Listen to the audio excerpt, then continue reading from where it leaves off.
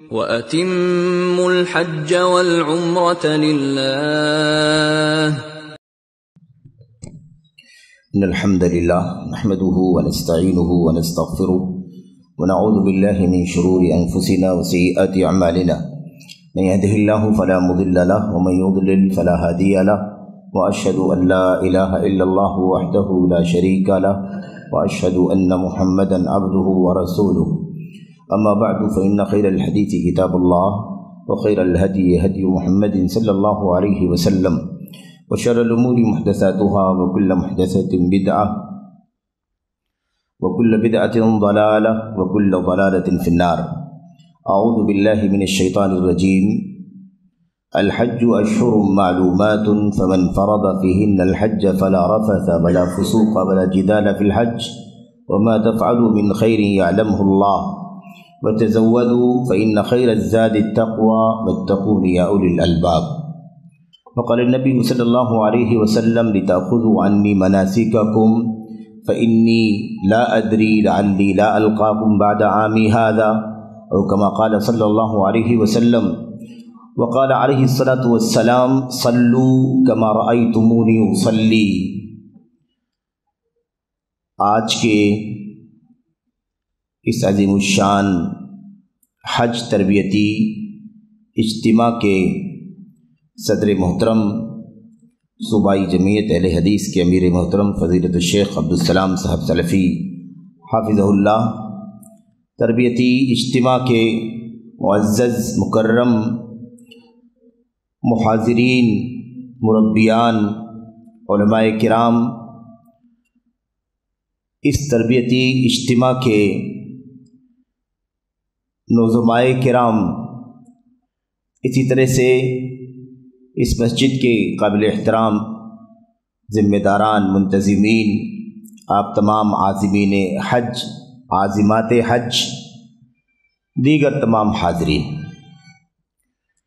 اللہ تبارک و تعالیٰ کے فضل و کرم سے، اس کی توفیق سے حج بیت اللہ کی جو ہم سب کے دلوں میں تڑپ اور اس کی چاہت ہوتی ہے، اور اس کے لیے انسان زندگی بھر کوشش کر کے، تمنا کر کے، اس کے اسباب اور وسائل کی فراہمی کے لیے محنت مشقت کر کے تیاریاں کرتا ہے، پھر اس کے بعد وہ عازم حج ہوتا ہے.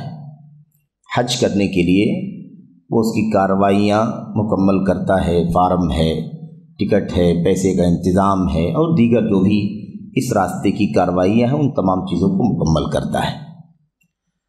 اب اس سلسلے میں جو سب سے بڑی تیاری ہے صحیح معنوں میں، اس کے ظاہری انتظامات، مالی انتظامات، دیگر اسباب و وسائل کے انتظامات کے بعد جو سب سے بڑی تیاری ہے حقیقت میں حج بیت اللہ کے لیے، وہ یہ ہے کہ ہم طریق حج نبی کریم صلی اللہ علیہ وسلم کی سنت کے مطابق سیکھیں. آپ دیکھیں حج بیت اللہ کی ساری تفصیلات نبی محترم صلی اللہ علیہ وسلم کے گھر سے نکلنے سے پہلے سے لے کر حج بیت اللہ کا آخری عمل انجام دے کر واپس آنے تک، مدینہ طیبہ پہنچنے تک کا پورا سفر، تقریباً میں سمجھتا ہوں کہ 4-5 مکمل بھرے بھرے صفحات میں امام مسلم رحمۃ اللہ علیہ نے کتاب الحج میں باب حجۃ النبی صلی اللہ علیہ وسلم کما رواہا جابر رضی اللہ تعالی عنہ کے عنوان سے اپنی صحیح مسلم میں نقل فرمایا ہے. پوری تفصیل مناسک حج، اعمال حج. کیوں؟ ابھی امیر محترم آپ سے کہہ رہے تھے کہ سب سے بڑا مسئلہ یہی ہے کہ عبادت اللہ کی ہو تو وہ نبی محترم صلی اللہ علیہ وسلم کی سنت کے مطابق ہو، اخلاص اللہ تبارک و تعالیٰ کے لیے، اور طریقہ محمد الرسول اللہ صلی اللہ علیہ وسلم کا. حج بیت اللہ ایک ایسی عبادت ہے جس عبادت میں ہمارا سامنا، ہمارا مواجہہ پوری دنیا کے لوگوں سے ہوتا ہے. عجب عجب چیزیں ہمیں دیکھنے کو ملتی ہیں، ہمارے سامنے آتی ہیں، ہمارے ساتھ گزرتی ہیں، بیتتی ہیں، تو ہم بہت کچھ چیزیں دیکھتے ہیں اپنی آنکھوں کے سامنے. تو ایسا بھی ہوتا ہے کہ دیکھتے ہیں تو سوچنے لگتے ہیں کہ پتہ نہیں یہی تو نہیں صحیح ہے جو یہ لوگ کر رہے ہیں، ہمیں شاید نہیں بتایا گیا ہوگا یا ہمیں نہیں معلوم ہوگا، یا کتابیں بہت ساری ہمارے اور آپ کے ہاتھوں میں ہوتی ہیں، چھوٹی بڑی کتابیں جو لکھی گئی ہیں، قدیم کتابیں، نئی کتابیں مسلسل لکھی جا رہی ہیں اور لوگوں میں تقسیم کی جا رہی ہیں وہ کتابیں۔ اب ان کتابوں میں بہت ساری معلومات ایسی ہوتی ہیں جو سنت رسول صلی اللہ علیہ وسلم کے مطابق رہنے کے بجائے وہ کسی خاص رخ پر ہوتی ہیں، اس میں مسلکی رجحان غالب ہوتا ہے یا روایتی چیزیں غالب ہوتی ہیں، جو چیزیں چل رہی ہیں برسوں سے اس پر عمل کیا جا رہا ہوتا ہے۔ تو ہمیں اصل میں سب سے بنیادی طور پر یہ ذہن بنا لینا ضروری ہے کہ جیسے ہم اللہ تبارک و تعالیٰ کے دین کے تمام فرائض اللہ کے نبی صلی اللہ علیہ وسلم کی سنت کے مطابق انجام دینا واجب سمجھتے ہیں اور اسی طریقے کی تلاش کرتے ہیں، اسی طریقے کو ڈھونڈتے ہیں، اسے سیکھتے ہیں، اس کا علم حاصل کرتے ہیں اور اس کے مطابق اسے من وعن عمل کرنے کی کوشش کرتے ہیں، حج بیت اللہ میں بھی دیکھا دیکھی روایتیں، غیر مستند لوگوں کی باتیں، غیر مستند کتابیں، یا ایسے ہی بڑی تعداد کو دیکھ کر کے متاثر ہو جانا، بھیڑ بھاڑ کیا کر رہی ہے اس کو دیکھ کر کے متاثر ہو جانا، یا بظاہر کوئی چیز نظر آئے ہمارے سامنے، آپ کو لگے کہ بہت اچھا کام یہ کر رہے ہیں، ہمیں یہ کام نہیں بتلایا گیا، اس طرح کے راستوں سے کوئی کام نہ کریں، نہ اسے قبول کرنے کے لیے تیار ہوں۔ پورے کانفیڈنس کے ساتھ اس پر ٹھہرنا بہت ضروری ہے، بہت مشکل بھی ہے، کیونکہ عام طور پر دیکھا یہی جاتا ہے کہ یہاں بہت کچھ تعلیم و تربیت کے باوجود بھی وہاں جا کر کے جب لوگوں کو کچھ کرتے ہوئے دیکھتے ہیں یا کچھ کہتے ہوئے سنتے ہیں تو متاثر ہو جاتے ہیں۔ تو یہ بہت بڑی آزمائش کا مسئلہ ہے۔ اللہ کے نبی محمد الرسول اللہ صلی اللہ علیہ وسلم کی حدیث میں آپ دیکھیں کہ اس کی فکر خود نبی کریم صلی اللہ علیہ وسلم کو کتنی تھی۔ آپ نے جب حجۃ الوداع کیا تو حج کے لیے نکلنے کے وقت آپ نے کیا فرمایا تھا؟ آپ نے فرمایا تھا خذوا عنی مناسککم، یا لتأخذوا عنی مناسککم، اے لوگو مجھ سے اپنے حج کے اعمال سیکھ لو، مجھ سے حج کا طریقہ سیکھ لو، حج کے اندر جو کچھ کرنا ہے، جب کرنا ہے، جیسے کرنا ہے، جو بولنا ہے، جو پڑھنا ہے، جہاں جانا ہے، جب جانا ہے، یہ ساری تفصیلات مجھ سے سیکھ لو۔ خذوا عنی مناسککم، اپنے حج کا طور طریقہ، اعمال، مسائل، احکام، مناسک مجھ سے سیکھ لو۔ اور خاص بات اللہ کے نبی نے کیا فرمائی تھی؟ اس کی تاکید اس لیے بھی تھی کہ نبی کریم صلی اللہ علیہ وسلم نے اپنی عمر میں صرف ایک حج کیا ہے، ایک حج کیا، آپ نے 4 عمرے کیے ہیں اور ایک حج کیا ہے۔ اللہ کے نبی علیہ الصلوۃ والسلام نے ایک حج کیا، آپ علیہ الصلوۃ والسلام نے اس حج کے ذریعے سے امت کو حج کی عملی تربیت دے دی، عملی تطبیق۔ آپ نے زبان سے بھی بتلایا، سارے مسائل کو سمجھایا، اور اس کے بعد عملی طور پر اللہ کے نبی علیہ الصلوۃ والسلام کے ساتھ ایک بہت بڑی تعداد صحابہ کرام کی، جن کی تعداد لاکھ میں ہے، لاکھ سے اوپر ہے، یہ اللہ کے نبی علیہ الصلوۃ والسلام کے ساتھ حج کرنے کے لیے گئے۔ آپ علیہ الصلوۃ والسلام نے اس وقت کہا تھا، حج کے لیے نکلنے کے وقت آپ نے فرمایا تھا مجھ سے حج کا طریقہ سیکھ لو، اس لیے کہ مجھے نہیں معلوم، ہو سکتا ہے کہ آئندہ میری تم سے یہاں ملاقات نہ ہو۔ آپ نے اشارہ کر دیا شاید موت ہو جائے میری، شاید میری موت ہو جائے، تمہاری ہماری ملاقات پھر دوبارہ یہاں نہ ہو۔ اور ہوا بھی ایسے ہی، آپ نے زندگی میں ایک حج کیا اور وہی حج آپ کا آخری حج تھا۔ اس کو حجۃ الوداع کہتے ہیں، اس لیے نہیں کہ آپ نے کئی حج کیے اور یہ آخری حج تھا، اس لیے کہ آپ نے اسی حج کے بعد امت کو الوداع کہہ دیا۔ اللہ کے نبی صلی اللہ علیہ وسلم کی ایک حدیث اور آپ کے سامنے پڑھی گئی، وہ حدیث مالک بن حویرث کی ہے، صحیح بخاری میں۔ اللہ کے نبی صلی اللہ علیہ وسلم نے اخیر میں فرمایا تھا صلو کما رأیتمونی اصلی، جیسے تم نے مجھے نماز پڑھتے ہوئے دیکھا ہے ویسے ہی نماز پڑھنا۔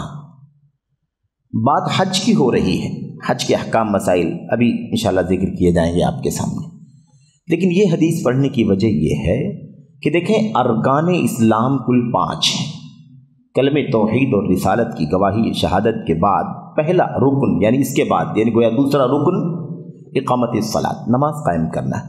اس میں کوئی شک نہیں ہے کہ دین اسلام کے ستونوں میں پلرز میں کلمہ توحید کے بعد سب سے اونچا نماز ہے صلاۃ، اور بالترتیب اس کے بعد زکوٰۃ ہے، اس کے بعد ماہ رمضان کا روزہ ہے، اس کے بعد پانچواں رکن ہے حج بیت اللہ۔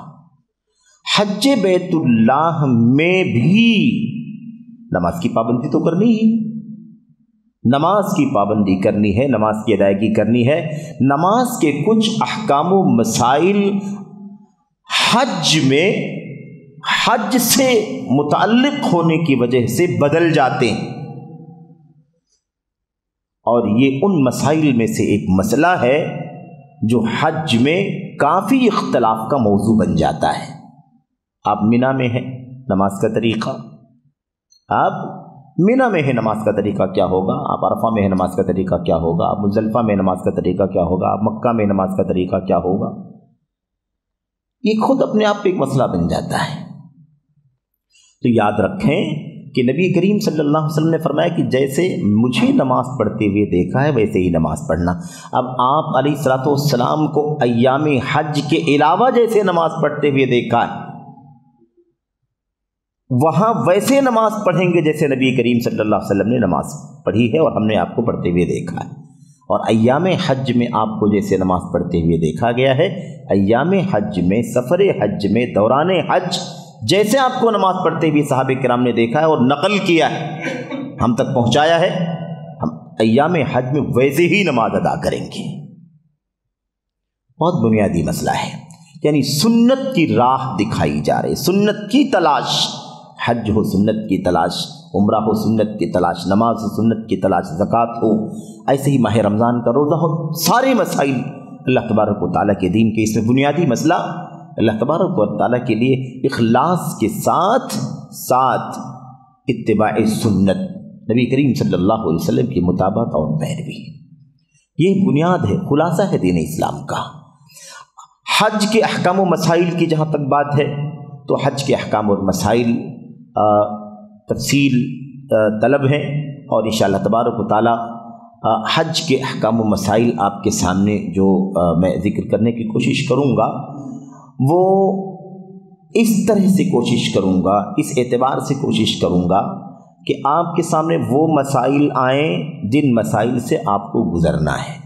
یعنی آپ حج کے لیے جا رہے ہیں، جب وہ تاریخ آپ کی آئے گی جس دن آپ کو سفر حج کرنا ہے، تو اس دن آپ نکلیں تو نکلنے سے لے کر آپ کیسے کیسے جائیں، کن کن احکام سے، کن کن مسائل سے گزریں، اور کیسے آپ حج کے ایام گزاریں، حج کے ایام شروع ہونے سے 8 تاریخ سے پہلے کے ایام آپ کیسے گزاریں، اس کے بعد 8 تاریخ آئے تو آپ کیا کریں، 9 میں آپ کیا کریں، 10 میں، 11، 12، 13 میں آپ کیا کریں، طواف وداع کیسے کریں، اور پھر ایسے ہی انشاءاللہ تبارک و تعالیٰ اگلا جو موضوع ہے وہ انشاءاللہ زیارت مدینہ کا ہے جو ہمارے شیخ بیان کریں گے۔ تو اس طرح سے یعنی گویا میں آپ کو حج کے احکام و مسائل ایسے نہیں بیان کروں گا کہ حج کے اتنے سارے مسائل ہیں، بلکہ آپ کو جو حج کرنا ہے، جس آپ کو روٹ سے گزرنا ہے اور کیا کیا کرنا ہے، اس طرح سے میں آپ کے سامنے ذکر کرنا چاہوں گا، تاکہ بلا وجہ آپ کے ذہن میں یہ مسائل بوجھل نہ ہو جائیں، بلکہ آپ اطمینان سے ان چیزوں کو سمجھیں۔ اس کے پہلے 1-2 باتیں جو بنیادی ہیں میں آپ کے سامنے ذکر کرنا چاہتا ہوں۔ سب سے پہلی بات یہ ہے کہ دیکھیے حج کا وقت مقرر ہے، حج کا وقت مقرر ہے، اور حج کے لیے جہاں سے ہم احرام کریں گے، یعنی حج کی عبادت میں لبیک پکار کے حج میں داخل ہوں گے، اس کی جگہ بھی مقرر ہے، اس کی جگہ بھی مقرر ہے۔ اسی کو میقات کہا جاتا ہے۔ ایک ہے میقات زمانی اور ایک ہے میقات مکانی۔ میقات زمانی کسے کہتے ہیں؟ وہ وقت، وہ سیزن، وہ موسم جس میں آپ حج کریں گے۔ تو حج کا موسم کون سا ہے؟ شوال کا مہینہ، جس میں ابھی ہم لوگ ہیں، اور یہ آدھے سے زیادہ شوال گزر چکا ہے۔ ایسے ہی ذی القعدہ ہے اس کے بعد والا مہینہ، اور اس کے بعد جب ذی الحجہ شروع ہوگا تو اس کے 10 دن بلکہ 9 دن، تقریباً 10 دن کہا جاتا ہے، 9 دن، یہ کل موسم حج ہیں، اشہر حج ہیں، ایام حج ہیں۔ انہی میں آدمی حج کا احرام باندھ سکتا ہے، اسی میں انسان انہی میں حج کا وہ آغاز کر سکتا ہے۔ اس کے علاوہ اگر آدمی چاہے کہ رمضان میں حج کا احرام باندھے، نہیں ہو سکتا۔ 10 تاریخ 11 تاریخ ربیع اس کی ذی الحجہ کی 10 تاریخ کے بعد اگر کوئی آدمی چاہے تو وہ حج میں داخل نہیں ہو سکتا۔ یہ ہے اشہر حج۔ اللہ تبارک و تعالیٰ نے فرمایا الحج اشہر معلومات، حج کے معلوم مہینے ہیں جن میں حج ہوگا۔ فمن فرض فیہن الحج، اس لیے ان حج کے مہینوں میں جو طے شدہ معلوم حج کے مہینے ہیں، ان میں جو حج اپنے اوپر طے کر لے، یعنی حج کا عزم کر لے، حج کے لیے آمادہ ہو جائے، فلا رفث ولا فسوق ولا جدال فی الحج، تو اب اسے حج کی بہت ساری پابندیاں کرنی پڑیں گی۔ ایسے بھی بہت ساری چیزیں ایسی ہیں جو ہمیشہ ہی حرام ہیں، لیکن بہت ساری حلال چیزیں بھی حج کی حالت میں یعنی احرام کی حالت میں ہمارے لیے ممنوع ہو جاتی ہیں۔ تو فلا رفث ولا فسوق ولا جدال فی الحج، تو نہ تو رفث ہونا چاہیے، شہوانی کوئی عمل ہونا چاہیے، اور نہ ہی فسوق، نافرمانی، معصیت، گناہ کا، فجور کا، بدعملی کا کوئی کام ہونا چاہیے، ولا جدال، اور نہ ہی لڑائی جھگڑا، آپس میں ٹکراؤ، اور یعنی تو میں اس طرح کی چیزیں نہیں ہونی چاہیے حج کے اندر۔ وما تفعلوا من خیر یعلمہ اللہ، تم جو بھی اچھائی کرو گے، بھلائی کا کام کرو گے، نیک کام کرو گے، اللہ تبارک و تعالیٰ اسے جانتا ہے۔ اور یاد رکھو سب سے بڑا سامان سفر تقویٰ ہے، اسے لے کر کے جانا۔ وتزودوا، سامان سفر لے کے جانا۔ فإن خیر الزاد التقویٰ، سب سے بہترین سامان سفر تقویٰ ہے۔ واتقون یا اولی الالباب، اے عقل مندو، اے سوجھ بوجھ رکھنے والو، مجھ سے ڈرو، میرا تقویٰ اختیار کرو، میرے عذاب سے بچنے کا سامان کرو، وہ عقیدہ، وہ ایمان، وہ فرائض، وہ واجبات، وہ مستحبات اور سنن اپناؤ، اور ان تمام منکرات، مکروہات اور ایسے ہی تمام برائیوں سے، شر سے، فساد سے اپنے آپ کو بچاؤ، جس کے ذریعے سے تم میرے عذاب اور اپنے درمیان دیوار کھڑی کر لو گے۔ یہ اللہ کے کلام کی آیت کریمہ۔ تو یہ ہے ایام حج، موسم حج، حج کے مہینے۔ اس کے بعد دوسرا ایک ہے جس کو میقات مکانی کہتے ہیں۔ میقات مکانی، زمانی یعنی وقت والا، وقت کب ہے حج کا، اور مکانی جگہ جہاں سے ہم احرام کر کے حج کی عبادت میں داخل ہوں گے یا عمرے کی عبادت میں داخل ہوں گے۔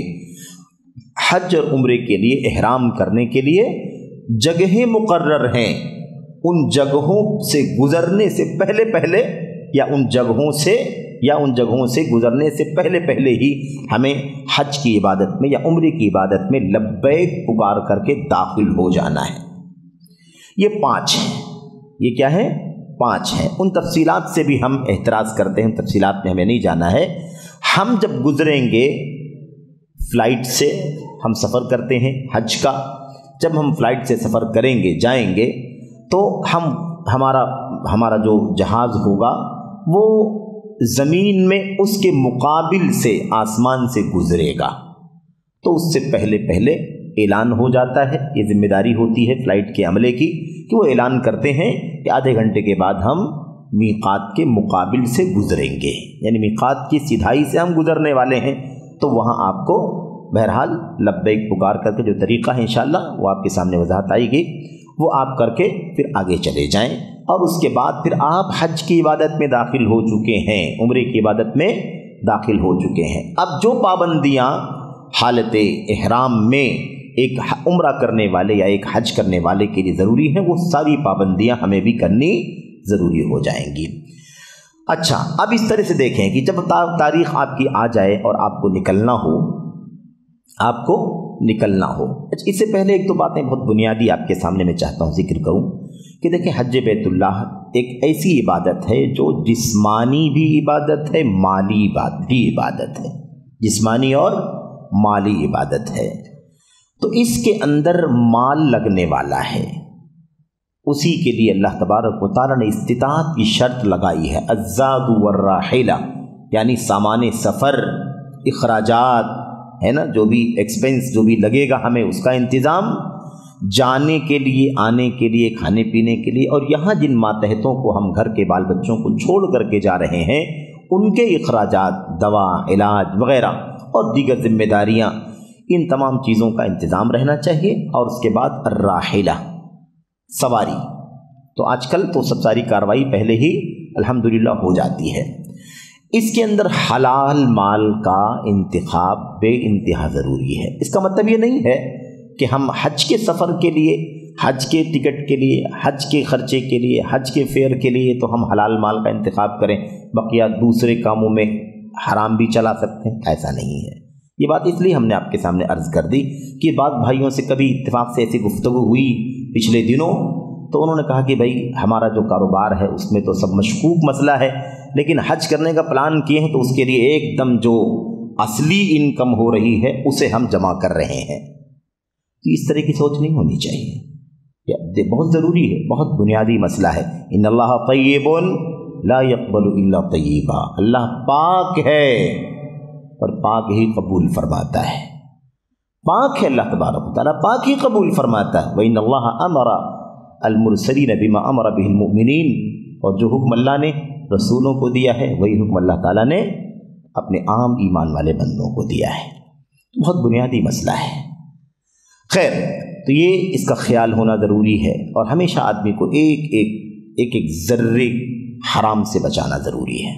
ہمیشہ ہماری دعائیں حلال کمائی، حلال غذا، حلال کپڑا، حلال پینا، حلال پہننا، حلال رہنا جب ہوگا تو اللہ تبارک و تعالی ہماری دعائیں قبول فرمائے گا، ورنہ دعاؤں کی قبولیت بھی رک جاتی ہے ہماری آمدنی، ہمارے کھانے پینے پہننے میں، استعمال میں، زندگی کی مختلف جگہوں پر، مختلف گوشوں میں حرام کی ملاوٹ کی وجہ سے دعاؤں کی قبولیت بھی اللہ تبارک و تعالی نہیں فرماتا۔ ہم سب جانتے ہیں سلسلے کو۔ خیر، تو اس چیز کا خاص طور پر خیال ہونا چاہیے۔ ہم شروع کرتے ہیں، جس تاریخ کو ہمیں نکلنا ہوگا اپنے گھر سے حج کے لیے، ہمیں کیا کرنا ہوگا۔ اچھا، اس سے پہلے ایک اور بات، حج کے سلسلے میں آپ کو بتا دوں کہ حج کی ایسے تو 3 قسمیں ہیں، 3 قسمیں ہیں حج کی۔ ان میں سے کوئی بھی حج کر لے گا انسان تو وہ اللہ تبارک و تعالیٰ کے اس 5ویں فریضے کو ادا کرنے والا ہوگا، اور اس کے ذمے سے یہ حج ادا ہو چکا ہوگا، چاہے وہ حج تمتع کرے یا حج قران کرے یا حج افراد کرے۔ اس کی بالکل مختصر تفصیل یہ ہے کہ حج افراد جس کو کہا گیا، اس میں صرف حج ہوتا ہے، اس میں صرف کیا ہوتا ہے؟ حج ہوتا ہے، اس میں عمرے کا اٹیچمنٹ سرے سے نہیں ہوتا، اس میں عمرے کا اٹیچمنٹ سرے سے نہیں، صرف اور صرف حج ہوتا ہے اس کے اندر، جو 8 تاریخ سے شروع ہوتا ہے اور 13 تاریخ کو یا 12 تاریخ کو ختم ہو جاتا ہے، کل 4 یا 5 دن، ٹھیک ہے۔ دوسرا ہے حج تمتع، اور تیسرا ہے حج قران۔ حج تمتع اور حج قران، ان دونوں قسموں میں حج کی، حج اور عمرہ دونوں ہوتا ہے، ان دونوں قسموں میں حج اور عمرہ دونوں ہوتا ہے، لیکن دونوں میں فرق کیا ہے؟ دونوں میں فرق، ایک موٹا فرق آپ سمجھ لیں کہ حج تمتع میں جو عمرہ اور حج دونوں ہوتا ہے، اس میں عمرہ کر کے آدمی فارغ ہو جاتا ہے، عمرے کے 4 کام ہیں، چاروں کام کر کے فارغ ہو جاتا ہے، اپنے سول ڈریس میں آ جاتا ہے، ساری عمرے احرام کی پابندیاں ختم ہو جاتی ہیں، کھانا پینا اور خوشبو لگانا اور جو ازدواجی تعلقات ہوتے ہیں وہ ساری چیزیں کیا ہوتی ہیں؟ حلال ہو جاتی ہیں۔ پھر 8 تاریخ جب آتی ہے ذی الحجہ کی، تو اس دن پھر نئے سرے سے حج کا احرام باندھ کر کے 5 دن یا 4 دن حج کے اعمال انجام دیے جاتے ہیں، یعنی اس میں عمرہ سپریٹ ہے اور حج سپریٹ ہے۔ قران، اس میں بھی عمرہ اور حج ہے، لیکن یہ حج اور عمرہ دونوں کمبائن ہے، آپ لوگوں کی اصطلاح جڑا ہوا ہے، یعنی عمرہ کرتا ہے آدمی اور عمرہ ہی عمرے سے نکلتا نہیں ہے، فارغ ہو کر کے فری نہیں ہو جاتا ہے، احرام سے باہر نہیں نکلتا ہے، بلکہ احرام کنٹینیو رہتا ہے، مسلسل احرام ہی کی حالت میں اس کو رہنا ہوتا ہے۔ اس کی تفصیلات سب آئیں گی انشاءاللہ تبارک و تعالی، لیکن بتانا یہ ہے کہ ہم 3 قسمیں ہیں حج کی، آپ جو بھی کریں گے۔ ایک فرق اور بھی ہے کہ جو صرف حج ہے نا، افراد، جس میں عمرہ بالکل نہیں ہے، ایسے حج کرنے والے پر حج میں قربانی بھی لازم نہیں ہے، قربانی نہیں ہے اس کے اوپر۔ اور بقیہ جو دونوں قسمیں ہیں جس میں عمرہ اور حج دونوں ہے، چاہے وہ سپریٹ ہو या दोनों जुड़ा हुआ हो, दोनों हज के अंदर कुर्बानी भी वाजिब है। कुर्बानी भी वाजिब। इस कुर्बानी का ईद वाली कुर्बानी से कोई लेना देना नहीं है। ये भी एक सवाल बहुत सारे हमारे भाई हुज्जाज, हमारी बहनें हज्जने करती हैं कि हमारे घर में मुंबई में या फलां जगह ईद उल अज़हा की कुर्बानी के लिए बकरे लाए गए हैं, तो क्या हमको यहाँ हज में कुर्बानी करनी पड़ेगी? दोनों कुर्बानियाँ अलग हैं। वो कुर्बानी ईद उल अज़हा की कुर्बानी है, ये कुर्बानी आपका हादी है, यानी आपकी इस इबादत में एक बाकायदा हुक्म है जिसको अदा करना है। अगर हज और उम्रे वाला अगर हज हम कर रहे हैं तो कुर्बानी ज़रूरी है। कुर्बानी नहीं करने की ताकत हो तो उसका भी तरीक़ा अल्लाह तबारक व तआला ने बताया कि फिर हमें क्या करना पड़ेगा अगर कुर्बानी करने की ताकत नहीं है तो। लेकिन है कुर्बानी। हम आप हिंदुस्तान के लोग जो हज करते हैं, आम तौर पर जो हज करते हैं, प्राइवेट जा रहे हों या कमेटी के वास्ते से जा रहे हों, जैसे भी जा रहे हो, हमारा जो हज है उस हज का नाम है हज तमत्तु। और हम जो गुफ्तगू करेंगे अहकाम व मसाइल हज से मुताल्लिक, वो इसी किस्म के बारे में करेंगे, क्योंकि यही करना है।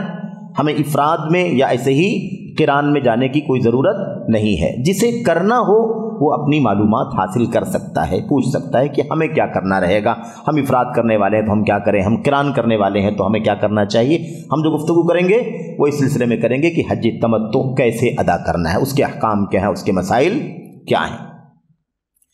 अच्छा, हज करने वाले को, कोई भी हज कर रहा हो या उम्रा करने वाला हो, चाहे ये उम्रा हो जो हज में जुड़ा हुआ है या आम हालात में जो उम्रे किए जाते हैं, इन तमाम हज्जों में, उम्रों में कुछ चीज़ें पाबंदी की होती हैं। जब हम लब्बैक बोल करके उम्रे में इंटर हो जाएंगे, हज में इंटर हो जाएंगे, तो अब इसको बोलते ही हमारे ऊपर वो सारी पाबंदियां आ जाएंगी। खुशबू लगाना मना होगा, पूरे जिस्म से कहीं बाल काटना, नाखून काटना मना होगा, मर्दों के लिए सर ढांकना मना होगा, निकाह का पैगाम देना, निकाह करना मना होगा, है कि नहीं। जो कह लीजिए कि जो ताल्लुकात होते हैं, ख़ास ताल्लुकात ज़ौजैन के, वो सारी चीज़ें क्या हो जाएंगी, मना हो जाएंगी। ये सारी पाबंदियां हैं और वक्त पर इंशाअल्लाह और सारी तफसीलात आपके सामने आएंगी। हमें हज के लिए निकलना है, हम निकल रहे हैं। अपने घर से निकलने से पहले मुस्तहब है, बेहतर है, सुन्नत है, इसका एहतिमाम होना चाहिए कि हम सफाई सुथराई कर लें, बाल काट लें, पहले से नाखून काट लें, है ना, और दीगर चीज़ें जिस्म के की सफाई सुथराई कर लें, है ना, और उसके बाद नहा करके धो करके फ्रेश हो जाएं और फिर उसके बाद अपने घर से निकलें। अभी कोई हज का मसला नहीं है। हम चाहे अपने पैंट शर्ट में जाएं या अपने कुर्ते पैजामे में जाएं या जो भी दूसरा लिबास है उसमें पहन करके आप घर से निकलें, एयरपोर्ट जाएं, अभी कोई हज का हुक्म हमारे ऊपर, हज का कोई मसला हमारे ऊपर लाजिम नहीं है। हम चाहे अभी घर ही से अपनी आसानी के लिए सिले हुए कपड़े निकाल दें, कुर्ते पैजामे या ऐसे ही पैंट शर्ट, और क्या कर लें, मर्द हजरात एहराम की 2 चादरें, एक चादर इज़ार की जगह पर पहन लें और दूसरी चादर अपने जिस्म पर ढांप लें, घर ही से। दोनों सूरतों में कोई भी चीज़ वो पहने या ये पहने, अभी हज के कोई अहकाम आप पर लागू नहीं हुए हैं, अभी आप आज़ाद हैं। ख़वातीन के लिए एहराम का कोई कपड़ा ख़ास नहीं है। मर्दों के लिए ज़रूरी है कि वो सिले हुए कपड़े निकाल दें। सिले हुए का मतलब ये होता है कि ऐसे कपड़े सिले हुए जो जिस्म के आज़ा की तरह से सिले गए हों, उसमें मतलब सर डालने का रास्ता बना हुआ हो, आस्तीन बनी हुई हो, यानी जिस्म के जो पहनावे का जो आमतौर पर तरीक़ा होता है, इस अंदाज से जो सिले हुए कपड़े हों वो मना है। वरना आपके पास कोई चादर है, चादर का किनारा सिला हुआ है, कोई बात नहीं है। आपके पास कोई इज़ार है, यानी नीचे पहनने के लिए लुंगी की जगह पर उसका किनारा मोड़ के सिला हुआ है, कोई बात नहीं है। लोग इस बारे में भी कभी परेशान होते हैं तो सिला हुआ है, इस तरह के सिले हुए कपड़ों की ममानत नहीं है। सिले हुए का मतलब क्या है, जो जिस्म के आज़ा की तरह से कट करके सिले जाते हैं, जिसको बाकायदा लिबास और ड्रेस बनाया जाता है, इस तरह की सिलाई नहीं होनी चाहिए। अब उसमें लुंगी भी है, क्योंकि लुंगी की सिलाई जिस्म आमतौर पर हम कैसे पहनते हैं, वो फोल्डेड होती है, गोल होती है ना, इसको सिला हुआ कहा जाएगा, तो ये नहीं चलेगा। लेकिन अगर खुला हुआ है, किनारे मोड़े हुए हैं, तो कोई हर्ज की बात नहीं।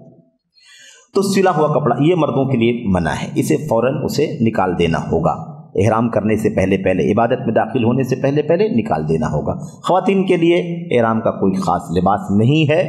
जो लोगों में चल पड़ा है कि वो हज से पहले हमारी बहनें सिलाती हैं या लोग उनको बताते हैं कि ऐसा सिलाना चाहिए और ऐसा स्काफ होना चाहिए और ऐसा होना चाहिए, है ना, इस तरह की कोई बात सही नहीं है। सही ये है कि उनका जो अपना लिबास है उसी लिबास में वो हज की इबादत अंजाम देंगी, उम्रे की इबादत अंजाम देंगी। बस शर्त ये है, आम हालात में भी शर्त है और इस वक्त तो ख़ास तौर पर शर्त है कि उसके अंदर ज़ेब ज़ीनत ना हो, वो चुस्त ना हो, बारीक ना हो, है ना, इस तरह की कोई चीज़ ना हो, गैरों की मुशाबहत ना हो, मर्दों की मुशाबहत ना हो वगैरह।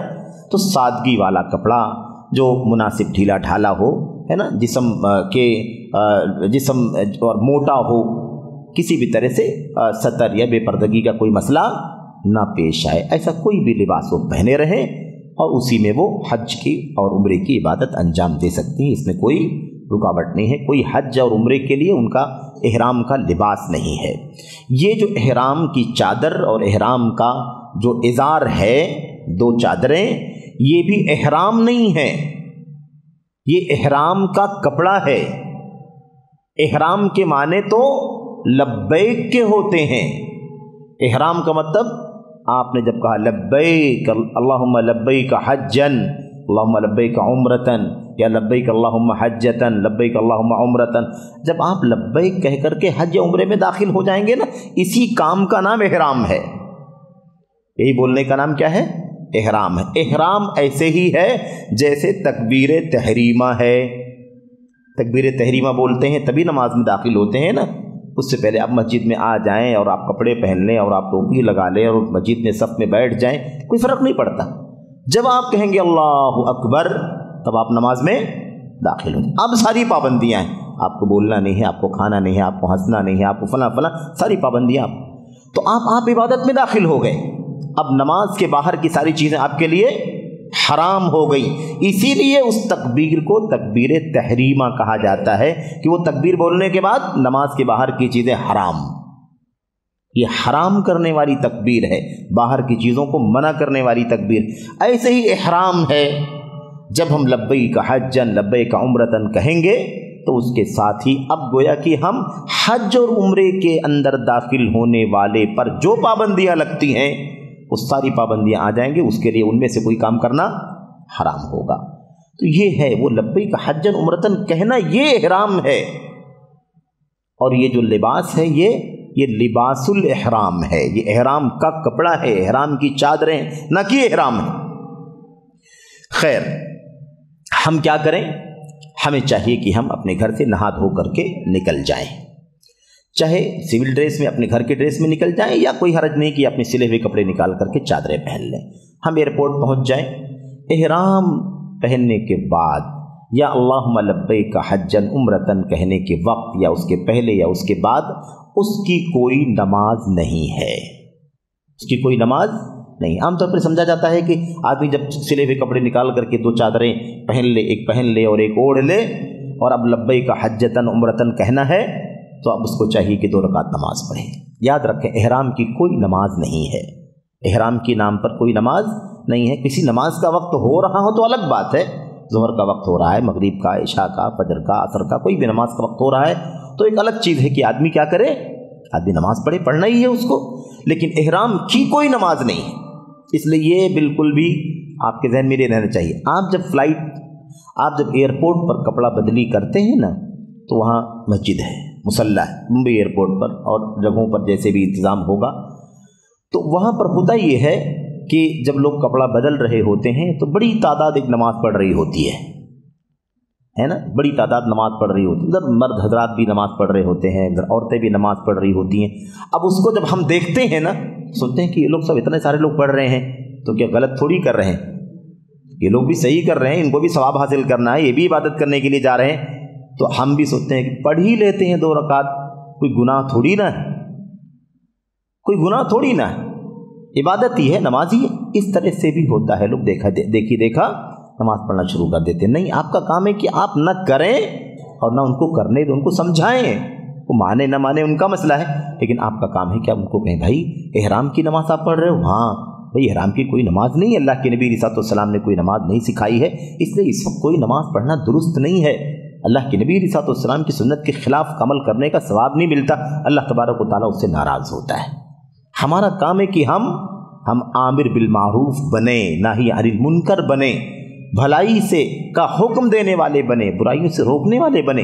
پورے حج کے سفر میں یہ بھی حاج کی اور ایسے ہی حاجہ یعنی حجن کی ذمہ داری ہے کہ صحیح علم کی روشنی میں بھلائی کا حکم دے اپنے بھائیوں کو، بھلائی کا حکم دے اپنی بہنوں کو، برائی سے منع کریں اپنے بھائیوں کو، برائی سے منع کریں اپنی بہنوں کو۔ یہ ذمہ داری ہے، یہ ہمارا حج ایسے پورا خیر کے کام میں گزرنا چاہیے، جانے سے نکلنے کے بعد سے لے کر کے واپس آنے تک خیر، بھلائی، امر بالمعروف، نہی عن المنکر، مدد، تعاون، ایک دوسرے کے ساتھ کوآپریشن، ہر طرح سے خیر کے ساتھ آپ کو گزر کر کے آنا چاہیے۔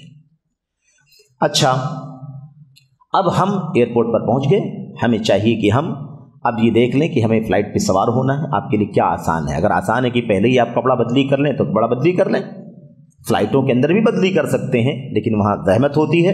بہرحال آپ جہاں چاہیں گھر سے ہی پہن بدل لیں، ایئرپورٹ پر جا کر بدلیں، فلائٹ کے اندر جا کر کے بدلیں، چاہے جہاں بدلیں، لیکن وہ جو ٹائم آئے گا میقات، ایک میقات جو 5 میقات اللہ کے نبی نے بتلائی ہیں، ایک شام والوں کے لیے ہے، ایک عراق والوں کے لیے ہے، ایک شام اور مصر والوں کے لیے ہے، ایک عراق والے کے لیے ہے، ایک مدینہ والوں کے لیے ہے، ایک یمن والوں کے لیے، ٹھیک ہے۔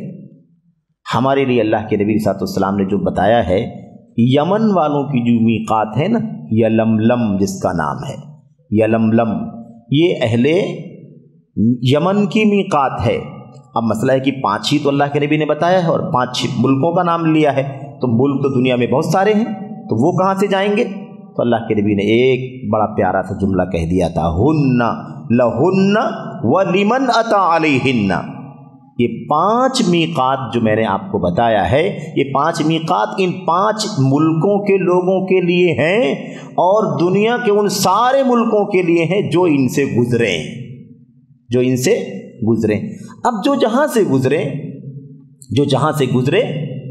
وہاں سے میقات، وہاں اسی میقات سے وہ کیا کرے؟ احرام کر لے، لبیک اللہم حجتن، لبیک اللہم عمرتن، اس طرح سے انسان کو کر لینا چاہیے، ٹھیک ہے۔ تو اب ہماری جو میقات ہے وہ کیا ہے؟ یلملم ہے۔ ہمیں نہیں معلوم کہاں ہے وہ زمین پر، ہم آسمان سے گزر رہے ہیں، وہ ان کے عملے کو معلوم ہے کہ وہ ہم کب کہاں سے گزر رہے ہیں۔ بغیر اللہم لبیک حجتن یا اللہم لبیک عمرتن کے بغیر اس میقات سے گزر جانا خطرناک ہے، خطرناک بالکل نہیں ہونا چاہیے، بالکل نہیں ہو۔ ہم نے شروع میں ہی کہا کہ ہم وہ طریقہ بتا رہے ہیں جو جس سے ہمیں گزرنا ہے، جو کچھ ہم پر آپ پر بیتے گا اس سفر میں، اس کے ساتھ ہم گفتگو کر رہے ہیں، آپ کا سفر کروا رہے ہیں حج کا، ایسے سمجھ کے آپ چلیں، ٹھیک ہے۔ اب آپ تھک مات کر ساری کاروائیاں، چیک ان اور اس کے بعد امیگریشن اور اس کے بعد دیر تک 4-5 گھنٹے 6 گھنٹے 8 گھنٹے پہلے گھر سے نکلنے کے بعد یا اور دور سے آپ تھک چکے ہوتے ہیں، فلائٹ میں بیٹھتے ہی آپ گہری نیند کے آغوش میں چلے جاتے ہیں، اور اس کے بعد جب فلائٹ میں اعلان ہوتا ہے تو آپ سو رہے ہوتے ہیں اور آپ بغیر تلبیے کے، بغیر احرام کے میقات سے آگے بڑھ جاتے ہیں۔ بہت خطرناک ہے، جاگیے، جگائیے، چوکنا رہیے، اس کے بعد ہی آپ جو ہے آپ اس سے آزاد ہوں کہ آپ سو جائیں، کوئی بات نہیں، لیکن اس سے پہلے جائز نہیں۔ باقاعدہ دم واجب ہوتا ہے، دم یعنی باقاعدہ کفارہ دینا ہوتا ہے، اس لیے کہ آپ میقات سے بغیر تلبیے کے، بغیر احرام کے گزر گئے۔ اللہم لبیک حجتن عمرتن آپ نے کہا نہیں، اور اس سے آگے آپ بڑھ گئے، وہی تو جگہ تھی، وہی جگہ تھی جہاں پر آپ کو عبادت حج اور عمرہ میں داخل ہونا تھا، لیکن آپ اس سے آگے بڑھ گئے، تو یہ خطرناک ہے، اس سے بچنا ضروری ہے۔ اب دیکھیے، ہم نے عرض کیا آپ سے کہ ہم حج تمتع کریں گے، کیا کریں گے؟ حج تمتع، یعنی عمرہ اور حج دونوں کریں گے، اور عمرہ پہلے کریں گے، عمرہ کر کے فری ہو جائیں گے، پھر اس کے بعد 8 تاریخ کو احرام باندھیں گے، چاہے آپ شوال کی 1 تاریخ کو جائیں، چاہے آپ شوال کی آخری تاریخ کو جائیں، چاہے آپ ذی الحجہ کی 10 تاریخ کو، ذی القعدہ کی 10 تاریخ کو جائیں یا ذی القعدہ کی آخری تاریخ کو جائیں، چاہے آپ 7 ذی الحجہ کو پہنچیں، چاہے جب آپ پہنچیں، سمجھ رہے ہیں؟ آپ احرام عمرہ کر کے آپ فارغ ہو جائیں گے۔ تو پہلے ہمیں کیا کرنا ہے؟ پہلے عمرہ کرنا ہے، پہلے عمرہ کرنا ہے۔ تو اب ہم جب احرام کریں گے یعنی عبادت میں داخل ہوں گے تو ہم پہلے کیا کرنے والے ہیں؟ عمرہ کرنے والے ہیں۔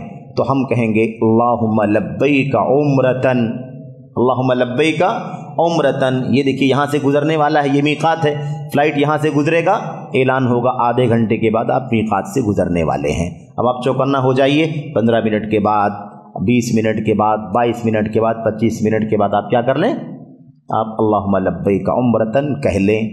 اور یہ کہنے کے بعد پھر آپ کہتے رہیے تلبیہ، تلبیہ وہ توحید کا اعلان، اللہ کی بڑائی کا اعلان، لبیک اللہم لبیک، لبیک لا شریک لک، لبیک ان الحمد والنعمت لک والملک لا شریک لک، لبیک اللہم لبیک، لبیک لا شریک لک، لبیک ان الحمد والنعمت لک والملک لا شریک لک۔ یہ ہے توحید کا تلبیہ۔ اس تلبیہ کو مسلسل پکارنا ہے، پکارنا ہے، پکارتے پکارتے پکارتے پکارتے آپ سفر میں اٹھتے بیٹھتے، ایئرپورٹ پر مکہ پہنچ گئے، وہاں بھی پکارتے رہیے، پکارتے رہیے۔ کب تک پکاریں گے؟ جب تک آپ حرم مکی نہ پہنچ جائیں۔ حرم مکہ یعنی مسجد حرام نہ پہنچ جائیں، اور مسجد حرام پہنچنے کے بعد خانہ کعبہ آپ کو دکھائی دے، خانہ کعبہ آپ کو دکھائی دے، تب آپ کیا کریں گے؟ تب آپ تلبیہ پکارنا بند کر دیں گے۔ اس کے بعد اگلا کام شروع ہوگا۔ ٹھیک ہے، اب یہاں دیکھیے ہم نے ایسے ہی کر لیا تلبیہ، ہم نے لبیک عمرہ کہا، اس کا مطلب کیا ہوتا ہے؟ اے اللہ میں تیری بارگاہ میں عمرے کے لیے حاضر ہو رہا ہوں۔ اللہم لبیک عمرہ کا معنی کیا ہوتا ہے؟ اے اللہ میں تیری بارگاہ میں عمرے کے لیے حاضر ہو رہا ہوں۔ اب آپ عمرے کا اعلان کر کے آپ داخل ہو گئے۔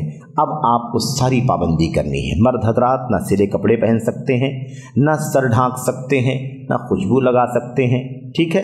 اس سے پہلے احرام میں جانے سے پہلے آپ نے جسم میں لگایا ہو کوئی مسئلہ نہیں، کپڑے میں لگایا ہو کوئی مسئلہ نہیں ہے، لیکن اب احرام کے بعد آپ نہیں لگا سکتے، ٹھیک ہے؟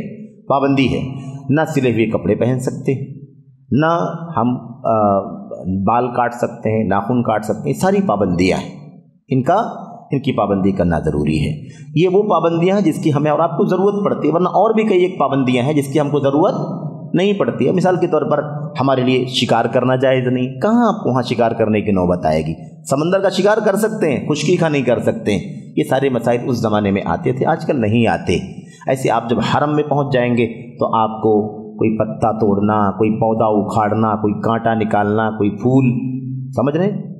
جو لگایا ہے گورنمنٹ نے یا لوگوں نے پیسے خرچ کر کے، وہ اس کو کاٹنا توڑنا ایک الگ چیز ہے، لیکن جو خود رو پودے وہاں اگتے ہیں، ایسی کسی چیز کو توڑنا، ہاتھ لگانا کیا ہے؟ منع ہے۔ خیر، اس کی پابندی کرتے ہوئے آپ مکہ پہنچ جائیں۔ آپ پہنچ جائیں، وہاں پہنچنے کے بعد آپ فارغ ہو جائیں، آرام کر لیں، جو بھی ہیں۔ آپ جب مکہ مسجد حرام میں آپ جب داخل ہوں، مسجد حرام میں داخل ہوں، عمرے کے 4 کام، عمرے کتنے کام ہیں؟ عمرے کے کل 4 کام ہیں۔ ایک کام آپ کر چکے ہیں، میقات کے ٹائم آپ نے لبیک عمرتن کہا، یہ سب سے پہلا کام تھا، یہ تکبیر تحریمہ ہے، یہ تکبیر تحریمہ کی جگہ پر ہے، آپ نے کام کر لیا۔ اب اس کے بعد 3 کام اور باقی بچا ہے۔ مسجد حرام آپ دروازے پر پہنچے تو اندر داخل ہونے کے لیے سنت کا طریقہ اختیار کرنا ہے۔ دائیں پیر کو اندر بڑھائیں، دائیں قدم کو مسجد حرام کے اندر دروازے سے اندر داخل ہوں، دائیں قدم کو آگے بڑھائیں، اور نماز اور مسجد میں داخل ہونے کی جو بھی دعاؤں میں سے آپ کو یاد ہے وہ دعا آپ پڑھ لیں۔ بسم اللہ والصلاۃ والسلام علی رسول اللہ، اللہم افتح لی ابواب رحمتک، کوئی حرج کی بات نہیں ہے۔ بسم اللہ اعوذ باللہ العظیم وبوجہہ الکریم وسلطانہ القدیم من الشیطان الرجیم، اللہم افتح لی ابواب رحمتک۔ جو بھی دعا آپ کو یاد ہو، جو عام طور پر اس مسجد میں کسی مسجد میں داخل ہونے کے لیے آپ پڑھتے ہیں، وہ پڑھ کر کے دایاں قدم آگے بڑھاتے ہوئے مسجد حرام میں داخل ہو جائیں۔ اندر داخل ہوں گے، خانہ کعبہ نظر آئے گا، آپ تلبیہ پکارنا بند کر دیں، لبیک اللہم لبیک جو آپ کہہ رہے تھے یہ بند کر دیں۔ ابھی یہ باتیں عمرے کے بارے میں ہو رہی ہیں، کچھ حج کے احکام بعد میں آئیں گے، پھر وہاں اس کے احکام الگ ہوں گے۔ یہ کام کرنے کے بعد آپ کو خانہ کعبہ نظر آئے گا۔ خانہ کعبہ نظر آنے کے بعد بہت سارے لوگ الگ الگ انداز کی دعائیں وغیرہ پڑھتے ہیں، इस सिलसिले में आम तौर पर जो दुआएं मतलब मशहूर हैं वो साबित हैं नहीं, आम तौर पर जो दुआएं मशहूर हैं वो साबित नहीं हैं। अब्दुल्लाह बिन अब्बास रज़ी अल्लाह तआला अन्हु का एक असर है, उनसे एक दुआ आई हुई है जिसे अल्लामा अलबानी रहमतुल्लाहि अलैह ने सही करार दिया है। इसलिए अगर वो दुआ पढ़ना चाहें खाने काबा को देख करके, बल्कि हाथ को उठा लेना भी जायज़ है, हाथ उठा करके खाने काबा को देखते वक्त जायज़ है कि हाथ उठा करके दुआ पढ़े, अल्लाहुम्मा अंतस्सलाम व मिनकस्सलाम फ़हय्यिना रब्बना बिस्सलाम। ये दुआ अल्लाह के नबी सल्लल्लाहु अलैहि वसल्लम से नहीं लेकिन सहाबे किराम से साबित है, इसलिए अगर कोई पढ़ना चाहे तो पढ़ सकता है। लेकिन बहुत सारी दुआएं इस जगह पर लोग पढ़ते हैं जो गैर मुस्तनद है, इसलिए इसका जिक्र आपके सामने किया गया कि अगर आप पढ़ना ही चाहते हैं तो ये पढ़ें। बहुत सारी चीज़ जो रवाज में है वो आप ना पढ़ें। तो अल्लाहुम्मा अंतस्सलाम व मिनकस्सलाम हय्यिना रब्बना फ़हय्यिना रब्बना बिस्सलाम, ये इब्न अब्बास रज़ी अल्लाह तआला अन्हु से गालिबन रिवायत आई है, तो आप इसको पढ़ना चाहें तो पढ़ सकते हैं। अब हमारा दूसरा काम शुरू होने जा रहा है, हमारा दूसरा काम दूसरा काम क्या है? तवाफ़।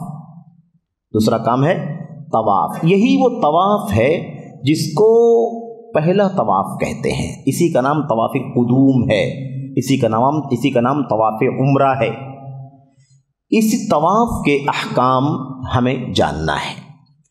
सबसे तो उससे पहले मस्जिद हराम का तहिया, हर मस्जिद का तहिया होता है ना, तहियतुल मस्जिद, आप यहाँ आते हैं 2 रकात पढ़ करके बैठते हैं। तहियतुल मस्जिद, मस्जिद की सलामी, अल्लाह के घर में दाखिल हुए हैं, कोई हमारा घर नहीं है, कोई बेडरूम नहीं है, कोई ऑफिस नहीं कि जैसे आए बैठ गए, ये अल्लाह का घर है।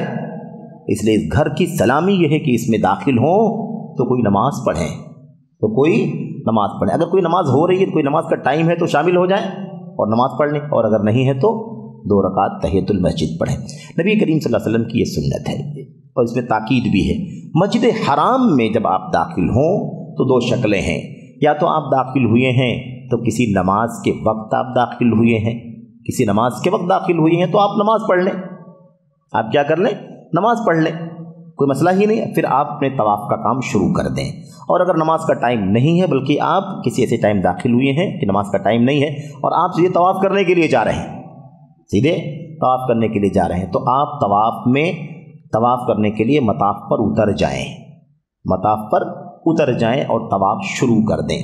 तवाफ़ शुरू करने का जो तरीक़ा है, तवाफ़ के जो अहकाम है, वो सरसरी तौर पर हम आपके सामने ज़िक्र करेंगे। अमली मश्क़ इंशाअल्लाह तबारक व तआला शेख अंसार ज़ुबैर हफ़िज़हुल्लाह आपको कराएंगे, और आपके सामने काबा की डमी होगी, और ऐसे ही हतीम होगा, और मकाम इब्राहीम की डमी होगी, और इस तरह से उसका कहाँ से आगाज़ होगा, कैसे उसके शौत मुकम्मल होंगे, वो सब तफ़सीलात इंशाअल्लाह अमली तौर पर बताएंगे शेख अंसार। आज हम उसके अहकाम पढ़ रहे हैं कि हमें करना क्या है। हमें तवाफ़ करना है। देखिए, तवाफ़ खाने काबा के गर्द 7 चक्कर लगाने का नाम तवाफ़ है, 7 शौत और उसके बाद 2 रकात नमाज, इस पूरे अमल का नाम है एक तवाफ़। ऐसे आप समझने के लिए सिर्फ ये आपके सामने जो टेबल है ना, ऐसे समझें कि खाने काबा का ये डमी है। ये जो कोना हमारी दाएं तरफ है, ये कोना वो कोना है जिस पर यूँ आप समझें कि इस पर हजर अस्वद लगा हुआ है। इस पर क्या लगा हुआ है? हजर अस्वद लगा हुआ है। उसके बाद ये वाला कोना और ये वाला कोना, इस कोने पर ये गोलाई है, आप देखते हैं ना खाने काबा के घर, इसको हतीम कहा जाता है, हजर इस्माइल ये है। और उसके बाद ये तीसरा कोना है, चौथा कोना ये है। ये कोना वो है जिसको क्या कहते हैं? रुकने यमानी, यानी यमन वाला कोना, इस कोने की तरफ यमन है, ठीक है, इसलिए नाम पड़ गया। इस तरह से तवाफ़ शुरू करने के लिए क्या तरीक़ा है? सबसे पहला काम, ये चूँकि पहला तवाफ़ है इसलिए कुछ अहकाम ज़रूरी समझे जो इसी तवाफ़ से मुताल्लिक़ हैं, वो अगले तवाफ़ में नहीं रहेंगे। कुछ चीज़ों का ताल्लुक़ इसी तवाफ़ से है, अगले तवाफ़ में नहीं रहेंगे। वो एक चीज़ है, वो क्या है कि हमारा दायां कांधा खुला होना चाहिए। हम चादर यूँ ओढ़ते हैं ना ऊपर से, हमें क्या करना है? ये तवाफ़ शुरू करने से पहले ये दाहिना कांधा खोल करके तो चादर को नीचे कर लेना है, और चादर के इस हिस्से को दोबारा कंधे पर बाएं पर डाल लेगा, दायां कांधा खुला रहे। ऐसा कर लेंगे, जब तवाफ़ शुरू करना होगा तब करेंगे, तवाफ़ से फारिग हो जाएंगे फिर ढांप लेंगे उसको। नमाज के वक्त कांधा खोल करके हमारे लिए नमाज पढ़ना दुरुस्त नहीं है। आमतौर पर आपने देखा है कि कांधे को खोल करके ही एक हाजी साहब का सिंबल बना दिया गया है। ऐसा नहीं है, ये सिर्फ तवाफ़ कुदूम की चीज़ है। अगला तवाफ़ आप करेंगे तो ऐसे नहीं करेंगे आप, ठीक है। तो आप क्या करें, ये कर लें, कांधे को खोल लें। कांधे को खोल करके अब आप ये हजर अस्वद के कोने के सामने आ जाएं। इस पर हजर अस्वद लगा हुआ है। अगर मुमकिन हो तो आप जाएं और हजर अस्वद को अपने होठों से बोसा दें, लेकिन चूंकि ये चीज़ पॉसिबल नहीं है, बतौर मसला बयान कर दिया जाता है, नहीं मुमकिन है, क्योंकि पूरी दुनिया के अल्हम्दुलिल्लाह लोग आते हैं, बहुत भीड़ भाड़ होती है, इसलिए इसमें ज़्यादा जहमत नहीं करना चाहिए। जाहिर बात है कि कोई कमज़ोर है, कोई ताकतवर है, अब ताकतवर है, ताकत का इस्तेमाल करके पहुँच जाएगा, लेकिन उसके लिए मना है। अल्लाह के नबी सल्लल्लाहु ने उमर बिन खत्ताब रज़ियल्लाहु तआला अन्हु से कहा था कि उमर, बहुत ताकतवर हो तुम, इसलिए तुम हजर अस्वद का बोसा लेने के लिए मुज़ाहमत नहीं करना, वरना लोगों को जहमत का सामना करना पड़ेगा। इसलिए हमारे लिए कोशिश करनी, हमें ये देखना चाहिए कि हमारे लिए पॉसिबल क्या है। अगर होंठ लगा कर चूमना मुमकिन है तो चूम लें, नहीं मुमकिन है तो हाथ लगा लें, हाथ लगा करके हाथ को चूम लें, और अगर ये भी मुमकिन ना हो तो हाथ दूर से इशारा करके गुजर जाए। लेकिन करना क्या है, करना यही है कि शुरुआत यहीं से होगी। चूमना, हाथ लगाना मुमकिन हो तो हाथ लगा करके हाथ को चूम लेना, नहीं मुमकिन है तो इशारा करें, बिस्मिल्लाहि अल्लाहु अकबर। इधर खड़े हों, इस कोने के इधर खड़े हों, आपके किनारे रहेगा, बाएं तरफ रहेगा काबा, यहाँ से शुरू करेंगे और आप दाएं हाथ से इशारा करेंगे इस कोने की तरफ, बिस्मिल्लाहि अल्लाहु अकबर, और उसके बाद आप घूमना शुरू कर देंगे, ठीक है। यहाँ से निकल करके ऐसे घूम करके आप आएंगे और यहाँ पहुँचेंगे तो 7 शौत यानी 7 चक्करों में से एक चक्कर आपका मुकम्मल हो जाएगा। यहाँ से लेकर के यहाँ तक आने में आपको किसी भी तरह की कोई ख़ास दुआ नहीं है, कोई ख़ास दुआ नहीं है यहाँ तक, यानी पूरे चक्कर में कोई दुआ नहीं है। सिर्फ यहाँ रुकने यमानी जो है ना, यहाँ जब आप पहुँचेंगे तो आपको 2 काम करना है।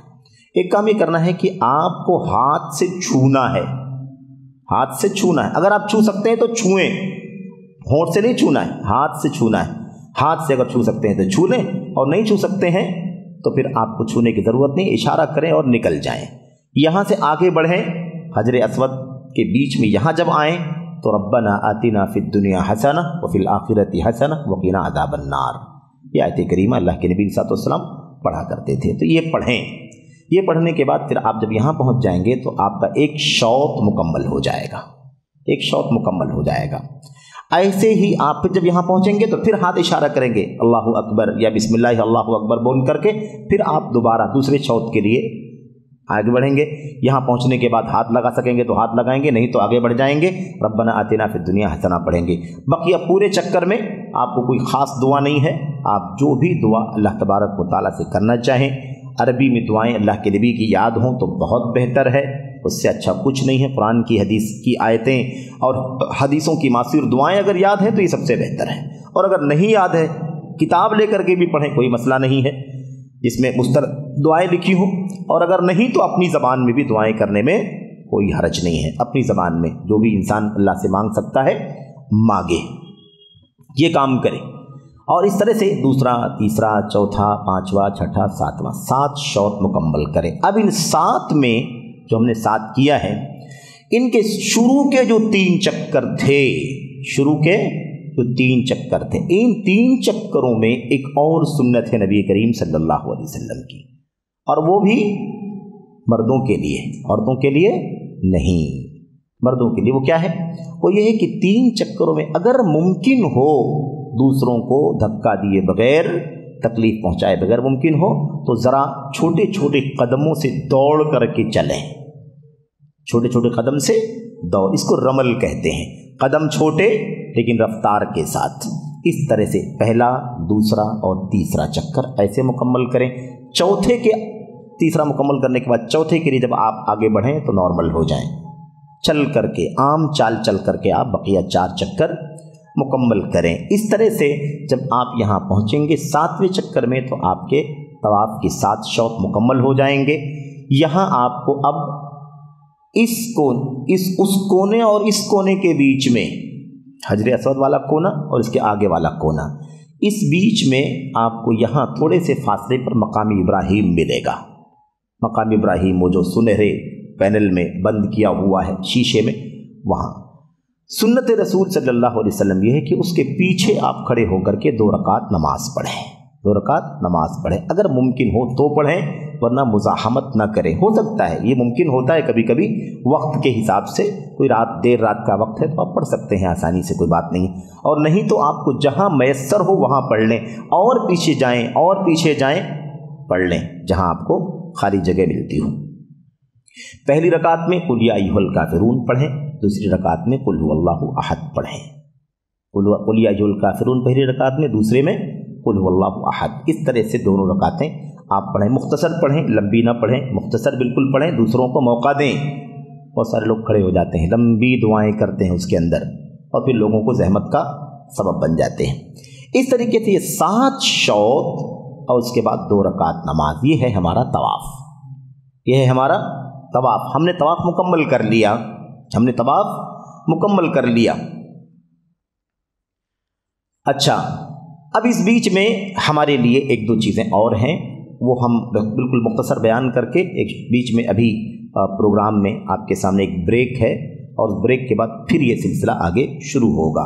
तवाफ़ पर इक्तिफ़ा करेंगे हम, उसके बाद बकिया दो काम और जो उम्रे के हैं वो इंशाअल्लाह ब्रेक के बाद। यहाँ पर एक चीज़ ये है कि अल्लाह के नबी सल्लल्लाहु अलैहि वसल्लम ज़मज़म पीते थे। सुन्नत नबी करीम सल्लल्लाहु अलैहि वसल्लम की ज़मज़म, काफ़ी फैसिलिटी अल्हम्दुलिल्लाह है, सब लगे हुए हैं पीने के लिए, डायरेक्ट नल से और गिलास। अल्लाह ताला सऊदी हुकूमत को जज़ाए खैर दे, उसे कायम व दायम रखें, आमीन रब्बल आलमीन। उनकी खिदमत को अल्लाह कबूल फरमाए, उन्हें नेकियों की खैर की तौफीक अता फरमाए, उनकी हिमायत फरमाए। तो ज़मज़म आप पिएं, सर पर बहाएं, है ना। और पिएं कैसे मालूम आपको? ज़मज़म के पीने का अलग तरीक़ा है दूसरे पानी के मुकाबले में। ये पानी आप एक गिलास पी के छोड़ देते हैं, ज़मज़म को ऐसा मत करें। पिएं, दूसरा गिलास, तीसरा, चौथा, 5वां, जितना आप पी सकते हैं। ये सब सारे आपकी पसलियाँ बाहर आ जाएं, भर करके पिएं एकदम। हाँ, ये तवल्ला, पसलियाँ फुल हो जाएं। अल्लाह के नबी पीते थे, सर पर बहाते थे, तबर्रुक है जिस्म पर लगाते थे, चेहरे पर लगाते थे, हाथों पर। इस तरीके से हमें भी चाहिए कि हम क्या करें, ज़मज़म को पिएं, सर पर बहाएं। तबर्रुक बरकत है, इन्हा ताम तामिन, क्या नाम है वो, शिफा व सुक़मिन। ये खाने की, जिसको खाने की ज़रूरत हो उसकी ग़िज़ा है, और जो बीमार हो उसकी शिफा है। समझ रहे हैं? अल्लाह के नबी अलैहिस्सलाम ने फरमाया था, शिफा मिन कुल्ली दा, ये बीमारी से, हर तरह की बीमारी से शिफा है ये। और अल्लाह के नबी अलैहिस्सलाम ने फरमाया था कि माउ ज़मज़म लिमा शुरिबा लह, ज़मज़म का पानी उस मकसद के लिए होता है जिसके लिए पिया जाता है। यानी जिस नीयत से आप पी करके दुआ करेंगे, अल्लाह ताला आपकी नीयत को, आपकी जायज़ मुरादों को पूरी फरमा देगा। तो ज़मज़म का पीना तवाफ़ के बाद और उसके बीच में कई मरतबा अल्लाह के नबी अलैहिस्सलाम की सुन्नत में साबित है। दूसरा एक और है मुल्तज़म। मुल्तज़म ये खाने काबा, ये खाने काबा है, ठीक है। खाने काबा का ये दरवाज़ा है। इस दरवाज़े और हजर अस्वद के बीच की जगह, हजर अस्वद का कोना और थोड़े से ही कॉर्नर से थोड़ा सा हट करके खाने काबा का दरवाज़ा, दोनों के बीच की जो जगह है वो क्या है, वो है मुल्तज़म। ये सब मुस्तहब्बात हैं, सुनन हैं। ये नहीं करेंगे तो आपके तवाफ़ पर कोई फ़र्क नहीं पड़ेगा, आप न करें। लेकिन सिर्फ एक मसला आपके इल्म में रहे कि अगर आपको मौका रहे तो आप करें, लेकिन ऐसा नहीं है कि आप ज़रूरी समझें, इसके बगैर आपका तवाफ़ नहीं होगा, ऐसी बात नहीं है। मुल्तज़म में अगर मुमकिन हो तो वहाँ पर अल्लाह के नबी की सुन्नत है कि आप जा करके उससे चिमट करके अल्लाह तबारक व तआला से दुआ किया करते थे। तो अगर ऐसा मुमकिन है तो ठीक है। किसी ज़माने में आसान था तो किया जाता था, किया गया था, लेकिन आजकल बहुत मुश्किलात हैं क्योंकि तादाद बहुत है और हुज्जाज के लिए बहुत सारी तहफ़्फ़ुज़ात के साथ बहुत सारी कह लीजिए कि मतलब हदबंदियाँ कर दी गई हैं उन्हीं की सिक्योरिटी के लिए, उन्हीं के तहफ़्फ़ुज़ के लिए। तो इसलिए उसका ख्याल करना ज़रूरी है ताकि हम अपनी ज़ात से किसी को नुकसान ना पहुँचाएँ। बहरहाल ये तवाफ़ है मुख्तसर तौर पर। अच्छा, एक बात मैं आपसे अर्ज़ कर दूँ, हो सकता है कि बहुत सारी बातें छूट जाती हैं بتانے اور بیچ میں ذکر کرنے کے دوران، تو انشاءاللہ تبارک و تعالیٰ اسے بعد میں یاد آنے پر مکمل کر لیا جائے گا، یا آپ کے استفسار کے بعد مکمل کر لیا جائے گا، اہل علم کی یاد دہانی کے بعد اسے مکمل کر لیا جائے گا، کیونکہ حتمی بات ہے کہ چیزیں چھوٹ ہی جاتی ہیں۔ تو یہ مختصر طواف کے احکام تھے، مسائل تھے۔ انشاءاللہ سعی اور ایسے ہی آخری کام حلق اور قصر، سر کے بال مڑانا یا اسے چھوٹے کروانے، یہ دو کام باقی انشاءاللہ ہم ابھی بریک کے بعد انشاءاللہ اسے مکمل کریں گے۔ اللہ سے دعا ہے کہ اللہ تعالی ہمیں اور آپ کو سنت کے مطابق حج کے عمرے کے احکام جاننے کی توفیق عطا فرمائے۔ طواف کا طریقہ اور اس کی کیفیت، یہ عمرے کا دوسرا کام ہے۔ تیسرا جو کام عمرے کا ہے وہ ہے صفا اور مروہ کے درمیان سعی، صفا اور مروہ کے درمیان سعی۔ حدیثوں میں سعی بھی کا لفظ زیادہ استعمال ہوتا ہے، طواف کا لفظ بھی استعمال ہوتا ہے۔ یاد رکھیں، طواف ایسے عام کہیں گے تو وہ طواف ہوگا، اور طواف بین السعی بین الصفا والمروہ بھی کہا جاتا ہے۔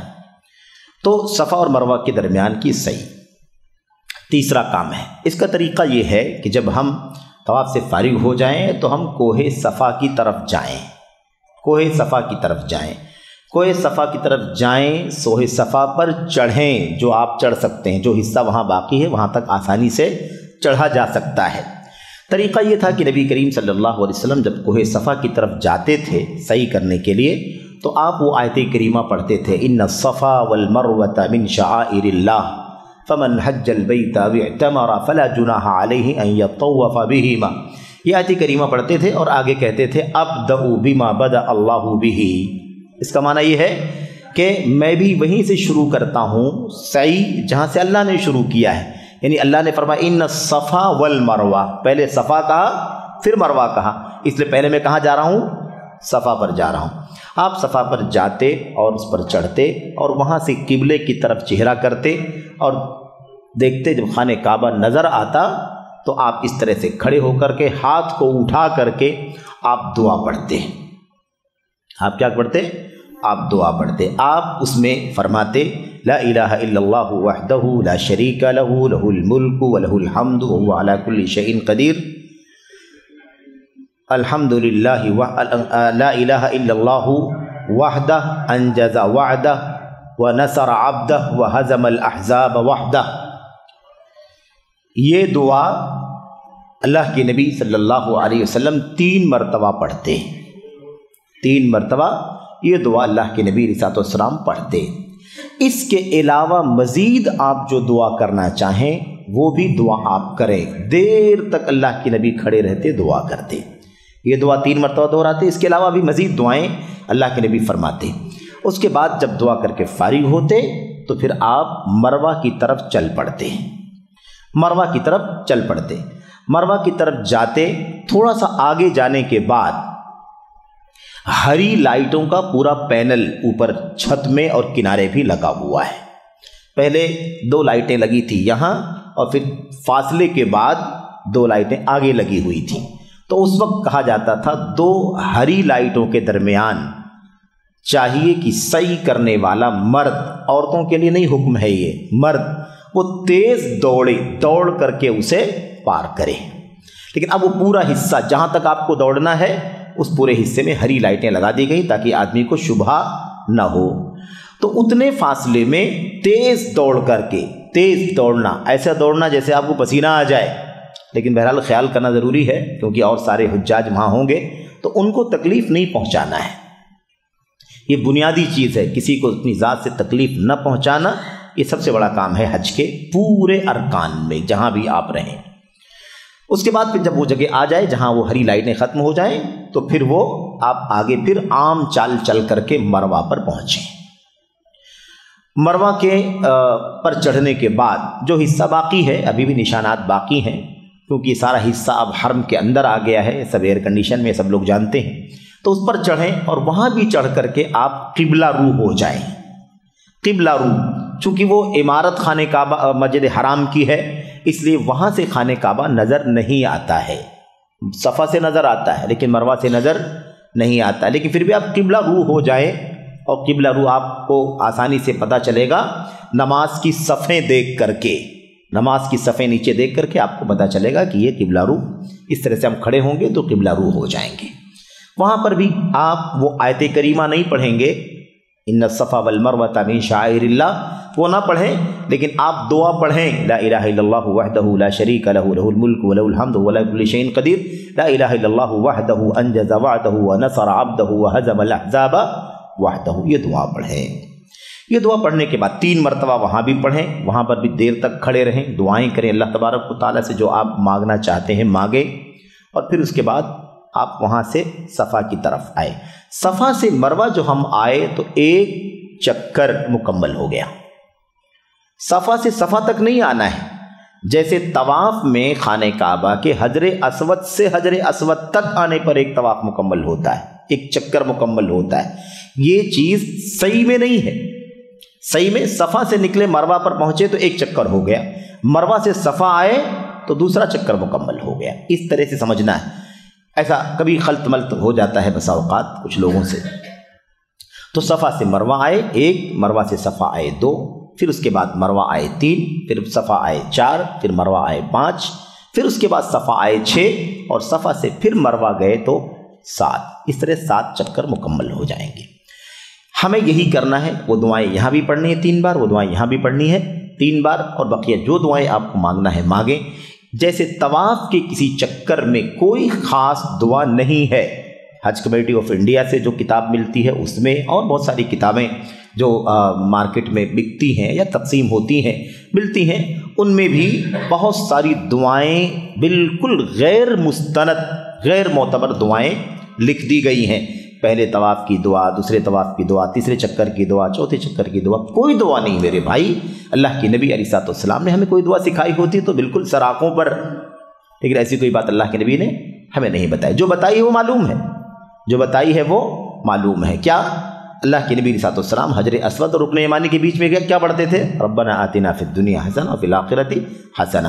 ایسے ہی صفا اور مروہ کی سعی کے دوران بھی کوئی دعا اللہ کے نبی علیہ الصلوۃ والسلام سے نہیں آئی ہے۔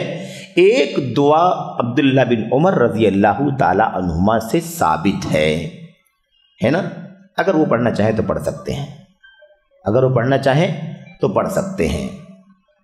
رب اغفر ورحم، رب اغفر ورحم انک انت الاعز الاکرم، رب اغفر ورحم انک انت الاعز الاکرم۔ علامہ البانی رحمۃ اللہ علیہ نے اس روایت کو صحیح قرار دیا ہے، اس لیے اگر اسے کوئی پڑھنا چاہتا ہے تو پڑھ سکتا ہے، ٹھیک ہے۔ اور اللہ فرماتے ہیں کہ کئی ان جمع من الصحابہ، کئی صحابہ سے یہ چیز ثابت ہے، اس لیے پڑھا جا سکتا ہے۔ اس کے علاوہ کوئی دعا معصور ثابت نہیں ہے۔ آپ جو اللہ تعالیٰ سے مانگنا چاہیں مانگیں۔ دعائیں یاد ہیں تو پڑھیں، نہیں یاد ہے تو کتابیں لے کر کے پڑھیں، مستند کتابیں جو دعاؤں کے سلسلے میں ہیں، اس دعاؤں کی کتابوں کا آپ اہتمام کریں، ساتھ میں رکھیں، پڑھیں، کوئی مسئلہ نہیں ہے۔ اس طرح سے آپ جب مروہ پر دوبارہ 7ویں چکر میں آپ پہنچ جائیں گے تو وہاں آپ کے 7 چکر مکمل ہو جائیں گے، اور اسی کے ساتھ آپ کا عمرے کا تیسرا کام جو سعی ہے بین الصفا والمروہ، صفا مروہ کی سعی، وہ کیا ہو جائے گی؟ مکمل ہو جائے گی۔ اسی کے ساتھ تیسرا کام مکمل ہو جائے گا۔ اس کے بعد آخری، چوتھا اور آخری کام باقی بچے گا، وہ کام ہے سر کے بال مڈانا یا چھوٹے کرانا مردوں کے لیے۔ مردوں کے لیے کیا ہے؟ سر کے بال مڈانا یا چھوٹے کرانا۔ آپ اگر بہت جلدی گئے ہیں، جیسے ابھی شروع میں لوگ حج شروع ہونے سے 15 دن 20 دن پہلے پہنچ جاتے ہیں، ماشاءاللہ جو فلائٹیں جلدی جاتی ہیں، تو ان کے لیے چاہیے، ان کے لیے بہتر یہ ہے کہ سر کے بال مڈا لیں، کیونکہ افضل سر کے بال مڈانا ہے۔ اللہ کے نبی نے سر کے بال مڈانے والوں کے لیے 3 مرتبہ رحمت اور مغفرت کی دعا فرمائی، اور کٹانے والوں کے لیے، چھوٹا کرانے والوں کے لیے 1 مرتبہ رحمت کی دعا فرمائی۔ اور بال پورے سر سے کٹنا چاہیے، یہ نہیں کہ ادھر دائیں بائیں کچھ کاٹ لیے جائیں، چھوڑ لیے جائیں، کاٹنے والوں کے لیے، ورنہ حلق کرانا، مڈانا یہ افضل اور بہتر ہے۔ البتہ جو لوگ آخری فلائٹوں سے جاتے ہوں، 6 تاریخ 7 تاریخ 5 تاریخ کو پہنچتے ہوں، 4 تاریخ، تو بال چونکہ بالکل بڑھ نہیں پائیں گے، اس لیے کوئی حرج نہیں ہے کہ آدمی مشین لگا لے یا چھوٹے کروا لے، تاکہ پھر 10 تاریخ کو حج میں جب حج کے ارکان ادا کر رہا ہوگا تو بال مڈانا اس کے لیے آسان ہو جائے گا۔ اس طرح سے اسے چاہیے کہ کرے۔ مردوں کے لیے، عورتوں کے لیے اس جگہ پر جو اللہ کے نبی علیہ الصلوۃ والسلام کی یا مسنون جو طریقہ ہے وہ یہ ہے کہ وہ اپنے بالوں کے آخری حصے سے اپنے بالوں کو پکڑیں اور بالوں کو پکڑ کر کے سامنے لائیں، آخری حصہ جو بالکل نیچے کا جو سرا ہے वहाँ से 1 कोर के बराबर, तकरीबन 1 इंच के बराबर जो बाल आते हों, वो 2-4 बाल भी आते हों तो कोई बात नहीं, उतना कैंची से कट कर दें।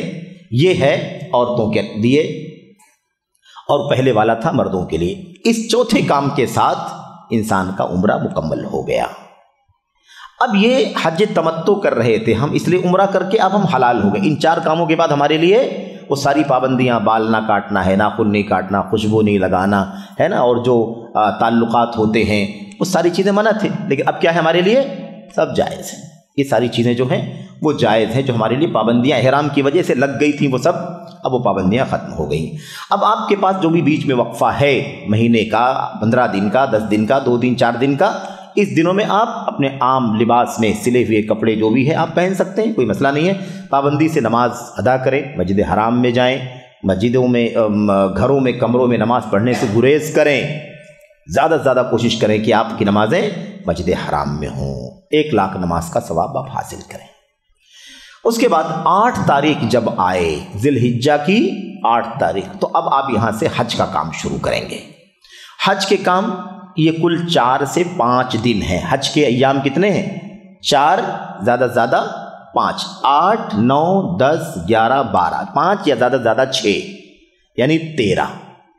8, 9, 10, 11, 12, 13, और अगर चाहें तो 12 तारीख को भी आप मिना से निकल करके अपना हज मुकम्मल कर सकते हैं। आइए देखते हैं मसाइल क्या है। मुख्तसर मसाइल हैं, कोई लंबे मसाइल नहीं हैं। हम क्या करेंगे, 8 तारीख को जहां हम हैं मक्का में, जहां भी हमारा होटल है, रिहाइश है, जहां भी हम ठहरे हुए हैं, वहीं से आप अपने सिले हुए कपड़े निकाल करके इहराम की 2 चादरें पहन लेंगे। ख़वातीन हज्जनों के बारे में बात हो चुकी है कि उनके लिए कोई इहराम का कपड़ा ख़ास नहीं है, वो अपने लिबास के अंदर जो उनका कपड़ा है उन्हें क्या करना है, उन्हें करना ये है, दोनों को करना ये है कि जहाँ वो ठहरे वहीं से हज का इहराम करेंगे, यानी हज की इबादत में दाखिल होंगे। अब उम्रा हम कर चुके हैं, यहाँ हमें हज करना है, दोनों को मिला करके हज तमत्तो बनता है, दोनों को मिला करके हज तमत्तो बनता है। हमें करना है अल्लाहुम्मा लब्बैका हज्जन, अल्लाहुम्मा लब्बैका हज्जन, ऐ अल्लाह मैं तेरी बारगाह में हज के लिए हाजिर हो रहा हूँ। और इतना बोलने के साथ ही आप हज की इबादत में दाखिल हो जाएंगे। जैसे अल्लाह अकबर बोलते हैं तो नमाज में दाखिल हो जाते हैं। अब सारी पाबंदियां जो थी इहराम वाली, वो सारी पाबंदियां अब सब वापस दोबारा लागू हो जाएंगी। 8 तारीख को ये काम आप करें, सुबह 8 बजे करें, 9 बजे करें, 10 बजे करें, कोई बात नहीं है। और आप यहाँ से निकल करके, घर से निकल करके मिना जाएं। कहाँ जाएं? मिना जाएं। फजर की नमाज आप पढ़ चुके हैं जहाँ भी आप हैं मक्का में। अब आप मिना जब पहुँचेंगे तो मिना में आपको पहली नमाज कौन सी मिलेगी? ज़ुहर, फिर असर, फिर मगरिब, फिर इशा, और फिर दूसरे दिन वाली फजर। 9 तारीख हो जाएगी वो। ये 5 नमाजें आपको मिलेंगी। इन 5 नमाज़ों को अपने अपने टाइम पर पढ़ेंगे आप, लेकिन 4 रकात वाली नमाज को 2 रकात पढ़ेंगे, 2 वाली 2 पढ़ेंगे, 3 वाली 3 पढ़ेंगे, 4 वाली 2 पढ़ेंगे। यानी असर इशा, ये दोनों असर ज़ुहर असर और इशा, ये तीनों की तीनों नमाजें आप 4 वाली नमाजें हैं, इन सबको आप 2 रकात पढ़ेंगे, लेकिन जमा नहीं करेंगे, अपने अपने टाइम पर पढ़ेंगे, लेकिन कसर करके पढ़ेंगे। दूसरा दिन हो गया और बकिया वक्त आप ज़िक्र व अज़कार, तिलावत, दुआएं, इस्तिग़फ़ार, तस्बीहात, तहलीलात, भलाई का हुक्म देना, बुराई से रोकना, इन सब खैर के कामों में आप गुजारेंगे। वक्त ज़ाये नहीं होने देंगे। जो वक्त बचता है आप कुरान की तिलावत वगैरह में लगा सकते हैं। ठीक है। इसके बाद 9 तारीख की सुबह हो गई, हमने फजर की नमाज़ पढ़ लिया है। फजर की नमाज़ पढ़ने के बाद अब हमें अरफा जाने की तैयारी करनी है। अरफा जाने की तैयारी करनी है। अब मैं आपको बता दूं कि जो वहाँ पर जब आप जाएंगे, चाहे आप प्राइवेट से जा रहे हों या हज कमेटी ऑफ इंडिया से जा रहे हों, दोनों सूरतों में वो आपको वक्त पर हज के काम कर ले जाएं, इसके लिए वो हर काम बिफोर आपको तैयार करते हैं। बिफोर, कल वाला काम आप रात ही से आपको शुरू करेंगे।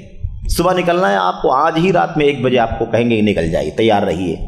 उसका मकसद ये रहता है कि भीड़ भाड़ बहुत होती है हर तरफ से, तो फिर कभी कभी ट्रैफिक की वजह से आप मंजिल पर नहीं पहुंच पाते। आपको वहां पहुंचना है, आप नहीं पहुंच पाए, रास्ते में है, तो इससे बचने के लिए वो आपको पहले ही ले जाने के लिए कहते हैं। तो आप उनके साथ कोऑपरेट करें, उनके साथ आप क्या करें?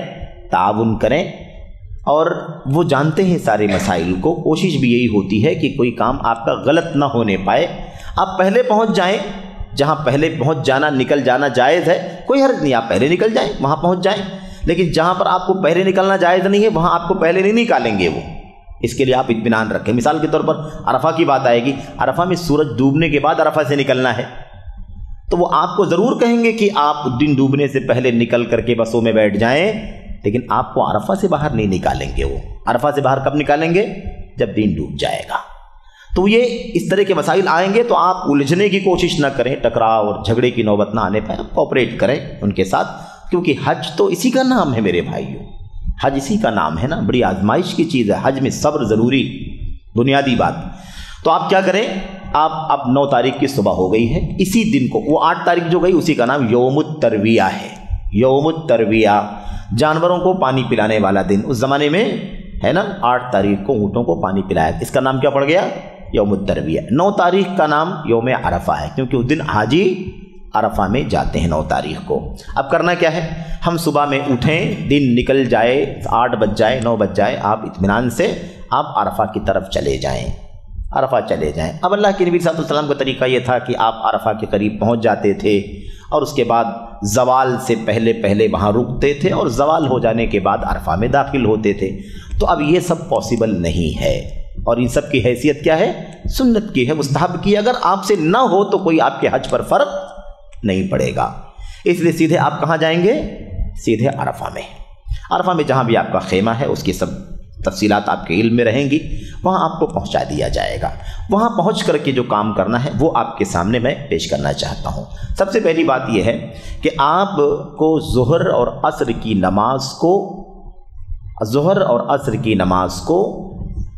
قصر کر کے جمع کر کے, اور تقدیم قصر اور جمع تقدیم کے ساتھ, یعنی جمع تقدیم یہ ہے کہ عصر کی نماز کو ظہر کے وقت پڑھ لیا جائے, تاخیر یہ ہے کہ ظہر کی نماز کو ڈیلے کر کے عصر کے وقت پڑھ لیا جائے. یہ تاخیر ہے اور وہ تقدیم ہے. تو طریقہ کیا ہے؟ طریقہ یہ اللہ کے نبی کی سنت میں کوئی بھی ہو, چاہے آپ یہاں سے گئے ہوں یا وہیں سے کوئی حج کرنے کے لیے آیا ہو, سب کے لیے ایک حکم ہے, کوئی فرق نہیں ہے کہ باہر کا ہے تو الگ حکم ہے, اندر کا ہے تو الگ حکم ہے, نہیں, سب کے لیے ایک عام بات ہے. اللہ کے نبی صلی اللہ علیہ وسلم کا طریقہ یہ تھا کہ آپ ظہر کی نماز اور عصر کی نماز جمع اور قصر کر کے پڑھتے تھے. ظہر کی ٹائم کا وقت ہو گیا, زوال ہو گیا, اذان ہوگی, اذان ہونے کے بعد اقامت ہوگی, 2 رکعت ظہر کی نماز پڑھی جائے گی, سلام پھیر دیا جائے گا, پھر دوسری اقامت ہوگی عصر کی, اور پھر 2 رکعت عصر کی نماز پڑھ لی جائے گی. اس طرح سے آپ جمع تقدیم اور قصر کے ساتھ ظہر عصر پڑھ کر کے فارغ ہو جائیں گے. اب اس کے بعد جو بھی آپ کو کھانا پینا ہے مختصر وہ آپ کھا لیں, اور خطبہ ہوگا. ایک بہت اہم بات ہے یہ کہ خطبہ عرفہ ہوگا, جس کو سعودی حکومت مکلف کرتی ہے, جو بھی ہمارے علماء میں سے ہوتے ہیں وہ وہاں پر خطبہ ارشاد کرتے ہیں. وہ خطبہ الحمدللہ آج آسانیاں ہیں اور ساری فیسلٹی کے ساتھ, اردو اور ایسے ہندی, بنگالی یا ایسے ہی ملیالم اور دیگر زبانوں میں ہے نا, الحمدللہ وہ خطبے کی ٹرانسلیشن بھی ساتھ میں آتے ہیں. وہاں سے ہدایات رہتی ہیں کہ آپ اس چینل پر جائیں, اس نمبر پر جائیں, تو آپ آسانی کے ساتھ اپنی زبان میں خطبے کا ترجمہ سن سکتے ہیں. وہ خطبہ بڑا قیمتی ہوتا ہے, پورے عالم اسلام کی رہنمائی ہوتی ہے اس کے اندر, اس لیے اس کو غور سے سننا چاہیے. اور یہ سنت بھی ہے نبی کریم صلی اللہ علیہ وسلم کی. تو خطبہ سنیں, اور اس کے بعد جب فارغ ہو جائیں آپ, تو اب اس کے بعد جو بھی آپ کو کھانا پینا ہے وہ کھا لیں, پی لیں, اور اس کے بعد اب خالی ہو کر کے اب آپ کو مغرب تک, یعنی سورج کے ڈوب جانے تک, یہ پورے حج کے سب سے کریم ٹائموں میں سے ایک کریم ٹائم ہے. سارا حج ہی کریم ہے, سب سے قیمتی ہے, لیکن یہ وقت بے انتہا قیمتی ہے. اللہ کے نبی علیہ السلام نے جو نماز ظہر اور عصر کو قصر کر کے ظہری کے ٹائم پڑھنے کا حکم دیا ہے, اس کی حکمت اہل علم بیان کرتے ہیں. مقصد یہ ہے کہ اب انسان ظہر کے بعد سے لے کر کے غروب تک یہ جو پورا وقفہ ہے نا, 3-4 گھنٹے کا, 5 گھنٹے کا, 6 گھنٹے کا پورا وقت خوب اللہ تبارک و تعالیٰ سے دعا میں گزارے.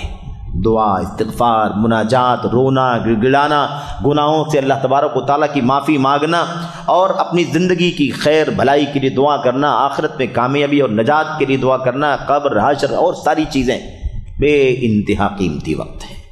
الحج عرفہ, اللہ کے نبی نے فرمایا حج تو عرفہ کا ہی نام ہے, حج تو عرفہ کا ہی نام. یہ اہتمام ہونا چاہیے.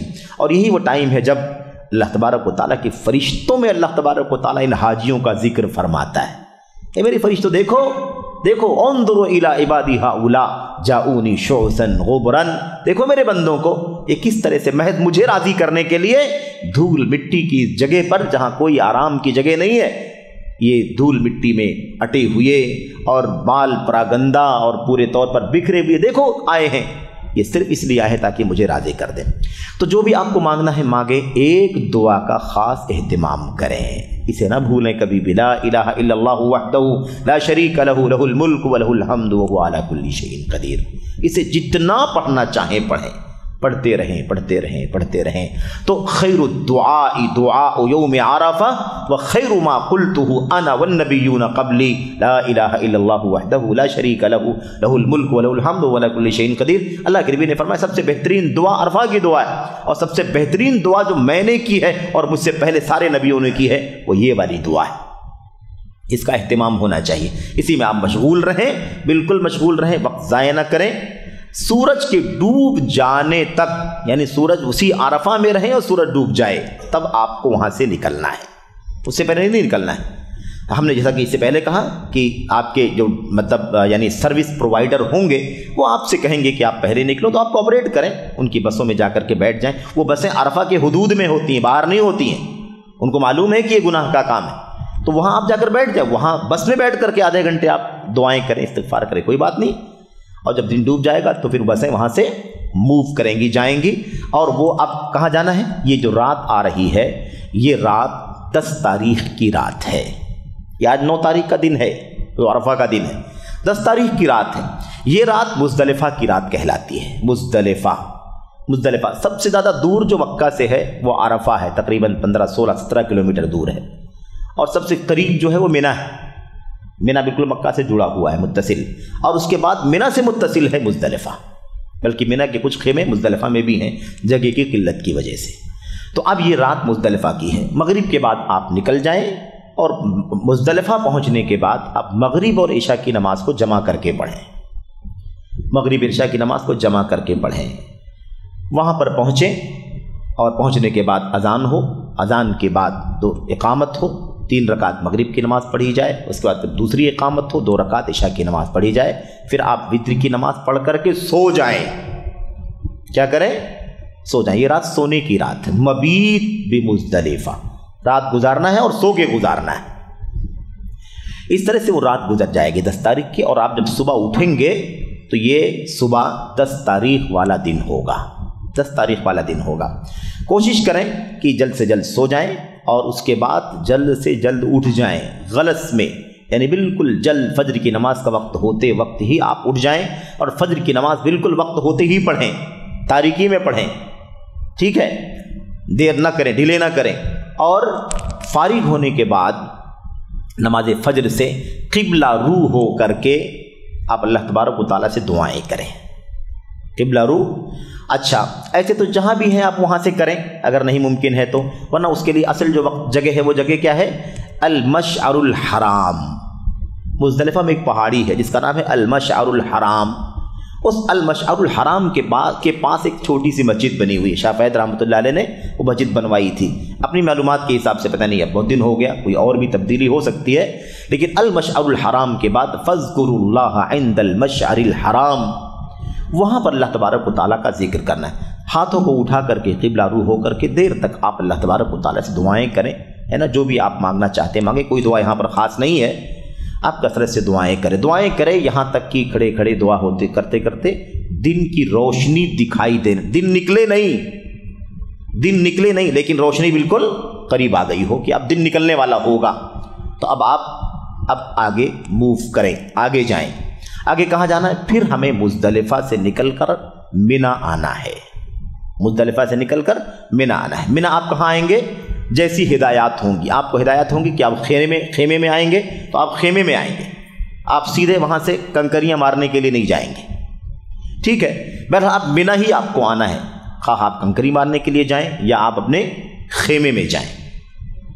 اب یہ 10 تاریخ والا جو دن ہے، اس دن آپ کو کل 5 کام کرنے ہیں، یہ کل آپ کو 5 کام کرنے ہیں، اس لیے اس کو سب سے بڑا دن کہا گیا، اس کو سب سے بڑا دن کہا گیا یا بڑے حج کا دن کہا گیا۔ تو اللہ تبارک و تعالیٰ نے، اللہ کے نبی صلی اللہ علیہ وسلم نے ہمیں 5 کام کرنے کے لیے کہا ہے۔ پہلا کام ہمارا یہ ہے، حالانکہ یہ پانچوں کام آگے پیچھے ہو سکتے ہیں لیکن 5 کام کرنے ہیں۔ آئے گی بات آگے کہ جو طواف اور سعی کا مسئلہ ہے اسے ڈیلے بھی کیا جا سکتا ہے، لیکن اصل 5 کام کے دن ہیں یہ۔ آپ ایک کام یہ کریں گے، پہلا کام کہ آپ جمرات جا کر کے بڑے والے جمرہ کو 7 کنکریاں ماریں گے۔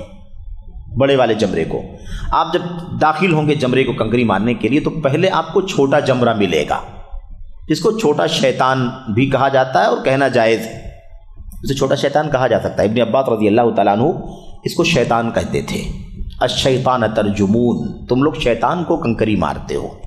تو چھوٹا اس کو آپ چھوڑ دیں اور آگے بڑھیے، آپ کو بیچ والا ملے گا اسے بھی چھوڑ دیں۔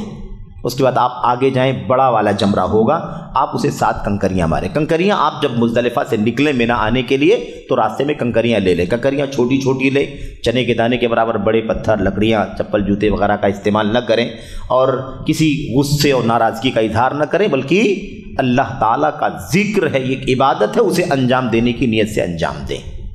کوئی بھڑاس نہیں نکالنے کی جگہ ہے، وہ عبادت کرنے کی جگہ ہے۔ 7 کنکریاں لے لیں اور 7 کنکریاں لے کر کے آپ بڑے جمرے کے پاس پہنچیں۔ آپ دائیں بائیں آگے پیچھے جہاں سے بھی آپ جو حوض بنا ہوا ہے مارنے کے لیے، جو باؤنڈری جہاں کھڑے ہو کے مارنا ہے، وہاں آپ جس طرف بھی ہوں آپ ماریں، جائز ہے۔ اگر آپ کے بائیں طرف مکہ رہے اور دائیں طرف مینا رہے تو ٹھیک ہے، لیکن کوئی بات نہیں، جس طرف سے بھی آپ چاہیں مار سکتے ہیں۔ کنکری مارنے کا طریقہ یہ ہے کہ ایک ایک کنکری آپ ماریں اور ہر کنکری کو مارنے کے وقت آپ بسم اللہ اللہ اکبر بولیں، بسم اللہ اللہ اکبر، بسم اللہ اللہ اکبر، بسم اللہ اللہ اکبر۔ 7 کنکریاں الگ الگ ماریں اور مار کر کے پھر آپ جو راستہ آپ کا ڈائریکشن میں آتا ہو اس سے آپ اتر کر کے نیچے آ جائیں، باہر نکل آئیں۔ ایک کام ہو گیا۔ دوسرا کام ہے آج کے دن قربانی کرنا۔ دوسرا کام قربانی کرنا، بات آ چکی ہے، یہ قربانی حج کی قربانی ہے اور واجب ہے، کرنا ہی کرنا ہے۔ نہیں اگر کرنے کی طاقت ہے تو اس کا الگ علاج ہے کہ آپ کو اس کے لیے کفارے کے طور پر 10 روزے رکھنے ہوں گے، 3 روزے ایام حج میں اور 7 روزے اپنے وطن واپس آنے کے بعد، لیکن آپ کو بہرحال قربانی یا قربانی کی جگہ پر یہ کام کرنا ہوگا۔ خیر، یہ ایک کام ہو گیا۔ قربانی کے لیے جو آپ کے لیے سہولت ہو، سب سے بہترین طریقہ یہ ہے کہ سعودی حکومت کی طرف سے، وہ اسلامک ڈیولپمنٹ بینک جدہ کا ہے جس کو سعودی حکومت ذمہ داری دیتی ہے، وہ حجاج کے پیسے لے کر کے اور ان کی طرف سے نیابتاً قربانی کرتے ہیں۔ وہ سب سے معتبر ادارہ ہے، آپ ان کو اپنے پیسے دے کر کے رسید لے لیں اور آپ قربانی سلسلے میں آپ مطمئن ہو جائیں، حالانکہ وہ آپ سے رابطے میں بھی رہتے ہیں، بتاتے ہیں کہ آپ کی قربانی ہو گئی نہیں ہو گئی وغیرہ۔ باقی اور بھی جو راستے قربانی کرنے کے، آدمی خود مینا جا کر کے قربانی کر سکتا ہے تو وہ بھی کر سکتا ہے، یا اور کوئی راستہ ہو تو بہرحال قربانی کرنا یہ حج کا بنیادی حصہ ہے۔ تیسرا کام یہ ہے کہ آپ کو سر کے بال مڈانے ہیں، سر کے بال مڈانے، اس لیے کہ اس وقت مڈانا ہی ہے، اس وقت کٹانا کوئی مطلب نہیں ہے، کیونکہ آگے ایسا کوئی مسئلہ نہیں ہے جس کی وجہ سے آپ کو پھر سر مڈانے کی نوبت آئے گی۔ تو آپ سر کے بال مڈا لیں، اور مائیں بہنیں کیا کریں گی؟ حجنے، وہ وہی اپنے سر کے ہے نا بالوں کے آخری سرے سے 1 پور کے برابر، تقریباً 1 انچ کے قریب بالوں کو کاٹ دیں گی، خواہ اس میں زیادہ بال آتے ہوں یا تھوڑے بال آتے ہوں، اس سے قطع نظر وہ اپنا آخری جوڑے کے اخیر سے اتنا بال کٹ کر دیں۔ یہ 3 کام ہو گئے۔ اب 3 کاموں کے بعد 2 کام جو ہیں وہ مسجد حرام میں ہونے ہیں، ایک ہے طواف اور دوسرا ہے سعی۔ طواف اور سعی، طواف جا کر کے، اب یہ جو طواف کریں گے یہ حج کا طواف ہوگا، اسی کا نام ہے طواف حج، اسی کا نام ہے طواف زیارہ، اسی کا نام ہے طواف افاضہ، کوئی بھی نام ہے اس کا، تینوں میں سے کوئی بھی نام آپ کہہ سکتے ہیں۔ یہ طواف جا کر کے، طواف کرنے کا طریقہ کیا ہوگا؟ وہی طریقہ یہ ہے کہ اب آپ جو ہے نا چاہیں تو آج کر لیں، چاہے تو آپ کل کر لیں، چاہے تو آپ پرسوں کر لیں، 13 تاریخ تک بھی آپ کو جو آسانی ہو اس طواف کو، سعی کو ڈیلے کیا جا سکتا ہے، لیکن اگر ممکن ہو تو آج ہی کریں، نہیں تو کل کریں، پرسوں کریں۔ طواف جیسے آپ نے کیا تھا ویسے ہی طواف کرنا ہے، اور سعی جیسے آپ نے کیا تھا ویسے ہی سعی کرنا ہے۔ طواف سعی کا جو طریقہ ہے وہی ہے، البتہ بات آئی تھی کہ طواف قدوم میں آپ نے ایک کاندھا کھولا تھا، وہ آپ نہیں کھولنا ہے نا، اور ایسے ہی آپ کو سعی کا جو طریقہ آپ نے سنا ہے اس طریقے سے آپ کو سعی کرنا ہے۔ وہ جو 3 چکروں میں آپ کو تیز دوڑنا تھا وہ بھی نہیں کرنا ہے، بلکہ آپ 7 کے 7 چکر عام چال چل کر کے طواف مکمل کریں گے۔ اس طریقے سے ان 5 کاموں میں سے اگر آپ نے 3 کام کر لیے ہیں تو آپ آدھا حلال ہو گئے ہیں، ٹھیک ہے، اور اگر آپ نے 4 کام کر لیے ہیں تو آپ پورا حلال ہو گئے ہیں، بلکہ 5 کام اگر آپ نے کر لیے ہیں تو پورے حلال ہو گئے۔ 3 کام آپ کر لیتے ہیں تو آدھے حلال۔ آدھے حلال کا مطلب یہ ہوتا ہے کہ خوشبو لگایا جا سکتا ہے، سلا ہوا کپڑا پہنا جا سکتا ہے، بال ناخن کاٹے جا سکتے ہیں، یہ سب کام ہو سکتے ہیں۔ صرف اور صرف پابندی ہوگی زوجین کے جو باہمی تعلقات ہوتے ہیں وہ ادا نہیں کیے جا سکتے، اس کے لیے پورے طور پر حلال ہونا ضروری ہے۔ 5 کے 5 کام کر لینا ضروری ہے، تب انسان حلال ہو جائے گا اور وہ بھی اس کے لیے روا اور جائز ہوگا۔ اس طرح سے یہ آج 10 تاریخ کا دن ختم ہو جائے گا۔ اب جو رات آ رہی ہے یہ رات 11 تاریخ کی رات ہے۔ اب ہمیں یہاں سے فارغ ہو کر کے مینا ہی جانا ہے۔ آج طواف اور سعی کرتے ہیں تو بھی اور نہیں کرتے ہیں تو بھی ہمیں کہاں جانا ہے؟ مینا جانا ہے۔ یہ رات 11 تاریخ کی رات ہے، صبح 11 تاریخ والا دن ہوگا۔ یہ 11 تاریخ والا دن اور پھر ایسے ہی 12 تاریخ والا دن، اور اگر رکتے ہیں تو 13 تاریخ والا دن، کیونکہ 12 تاریخ کو بھی آپ غروب سے پہلے نکل سکتے ہیں، آپ کا حج مکمل ہو جائے گا۔ اور اگر رک کر کے 13 تاریخ بھی گزارتے ہیں، مطلب 12 تاریخ کی رات وہیں دن اور پھر اس کے بعد 13 تاریخ کی رات بھی آپ گزارتے ہیں اور 13 تاریخ کو دن میں نکلتے ہیں، تب بھی کوئی حرج کی بات نہیں ہے، دونوں جائز ہے۔ 13 والا افضل ہے، بہتر ہے۔ کم 12 تاریخ کو بھی نکلا جا سکتا ہے۔ اللہ نے فرمایا لمن اتقا، اصل یہ ہے کہ نیکی اور تقوی کے ساتھ یہ کام ہونا چاہیے۔ یہ 11، 12 اور 13 ان تینوں دنوں میں ہمیں کیا کرنا ہے؟ ہمیں حج کا جو سب سے بنیادی کام کرنا ہے وہ یہ ہے کہ زوال کے بعد، کس کے بعد؟ زوال کے بعد، زوال یعنی دن ڈھل جانے کے بعد ہمیں تینوں جمرات کو 7 کنکریاں مارنی ہے۔ ہم 21 کنکری اکٹھا کر لیں، ہے نا، اور اس کے بعد جمرات پر جائیں، چھوٹے والا، پھر بیچ والا، پھر بڑا والا، ان تینوں کو 7 کنکریاں ماریں۔ کنکری مارنے کا وہی طریقہ ہوگا، بسم اللہ اللہ اکبر، بسم اللہ اللہ اکبر، بسم اللہ اللہ اکبر، 7 کنکریاں مار لیں۔ چھوٹے والے کو ماریں، چھوٹے والے کو مارنے کے بعد پھر آگے بڑھیں، آگے بڑھنے کے بعد قبلے کی طرف رخ کر کے اللہ تبارک و تعالیٰ سے ہاتھ اٹھا کر کے دعائیں کریں۔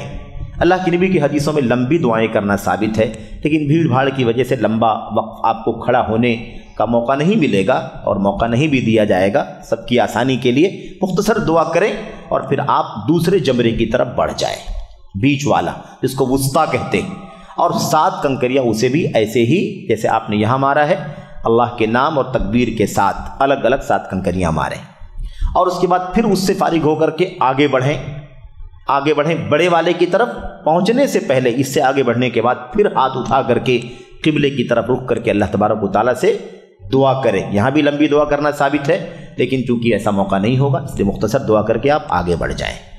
7 کنکریاں اگلے بڑے والے جمرے کو ایسے ہی ماریں جیسے یہاں ان لوگوں کو، ان دونوں جمروں کو آپ نے کنکری ماری ہے، بسم اللہ اللہ اکبر کے ساتھ الگ الگ 7 کنکریاں۔ اور اس تیسرے والے جمرے کو کنکری مارنے کے بعد آپ نہ رکیں، دعا بھی نہ کریں۔ 2 کے بعد دعا کرنا ثابت ہے، تیسرے کے بعد دعا کرنا ثابت نہیں ہے۔ پھر وہاں سے آپ واپس آ کر کے اپنے خیمے میں وقت گزاریں۔ یہی کام 12 تاریخ کو بھی کریں، یہی کام اگر رکتے ہیں تو 13 تاریخ کو بھی۔ اگر آپ کو 12 تاریخ کو ہی نکلنا ہے تو 12 تاریخ کے دن میں نکلیں، یعنی دن ڈوبنے سے پہلے نکل جائے۔ اگر دن ڈوب گیا تو پھر بہتر ہے کہ آپ وہیں پر 13 تاریخ بھی گزاریں۔ اگر آپ نکلنے کے لیے نکل چکے تھے لیکن پھر بھی بھیڑ بھاڑ کی وجہ سے وہیں دن ڈوب گیا، کوئی بات نہیں، آپ نکل آئیے، کیونکہ آپ کی نیت کا دخل ہے اس کے اندر۔ اور دونوں دن یا تینوں دن آپ کا کام صرف کیا ہے؟ تینوں جمرات کو الگ الگ 7 کنکریاں مارنا، یہ سب سے بڑا کام ہے۔ 12 تاریخ کو نکلتے ہیں تو 13 تاریخ کو نکلتے ہیں تو دونوں صورتوں میں آپ نکل کر کے باہر آ جائیں مینا سے، اپنی رہائش گاہ مکہ میں، مزدلفہ اور عزیزیہ میں، جہاں بھی آپ کی رہائش ہو وہاں پر آپ قیام کریں۔ آپ اگر فوری طور پر وہاں سے نکلنے والے ہیں تو ایسی صورت میں ایک کام طواف وداع کا ہے۔ طواف وداع، الوداعی طواف کا ایک کام ہے، یہ کام واجب ہے، یہ طواف وداع واجب ہے۔ البتہ وہ ہماری مائیں بہنیں حجنیں جو پاکی کی حالت میں نہ ہو، ان سے اللہ تعالیٰ نے طواف وداع کو معاف کر دیا ہے، یعنی اللہ تعالیٰ نے اسے ساقط کر دیا ہے، انہیں نہیں کرنا ہے اور ان کو اجر ثواب پورا پورا ملنا ہے۔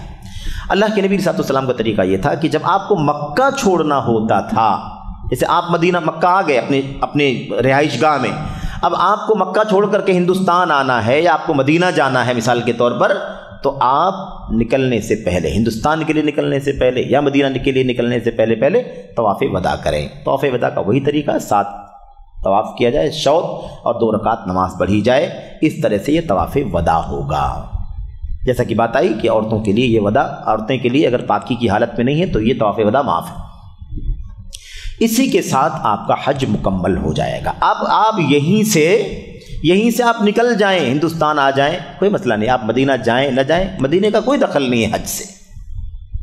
مدینے جانے کا سفر، مدینے کا یا اللہ کے نبی صلی اللہ علیہ وسلم کی مسجد کی زیارت کا حج سے کوئی تعلق نہیں ہے، وہ اپنے آپ میں ایک نیک کام ہے، الگ چیز ہے، لیکن حج پر آپ کی کوئی فرق نہیں پڑے گا، آپ وہاں سے ہندوستان آ جائیں، کوئی مسئلہ نہیں۔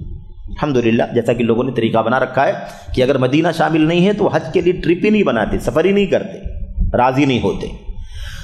طواف کے سلسلے میں ایک بات آپ سے عرض کر کے بات ختم کرتا ہوں، پھر انشاءاللہ شیخ محترم کا اسی کی تطبیق اور عملی مشق آپ سے کرائیں گے آپ کے سامنے، اور آپ اس چیز کو انشاءاللہ بہت اچھی طرح سے سمجھ سکیں گے۔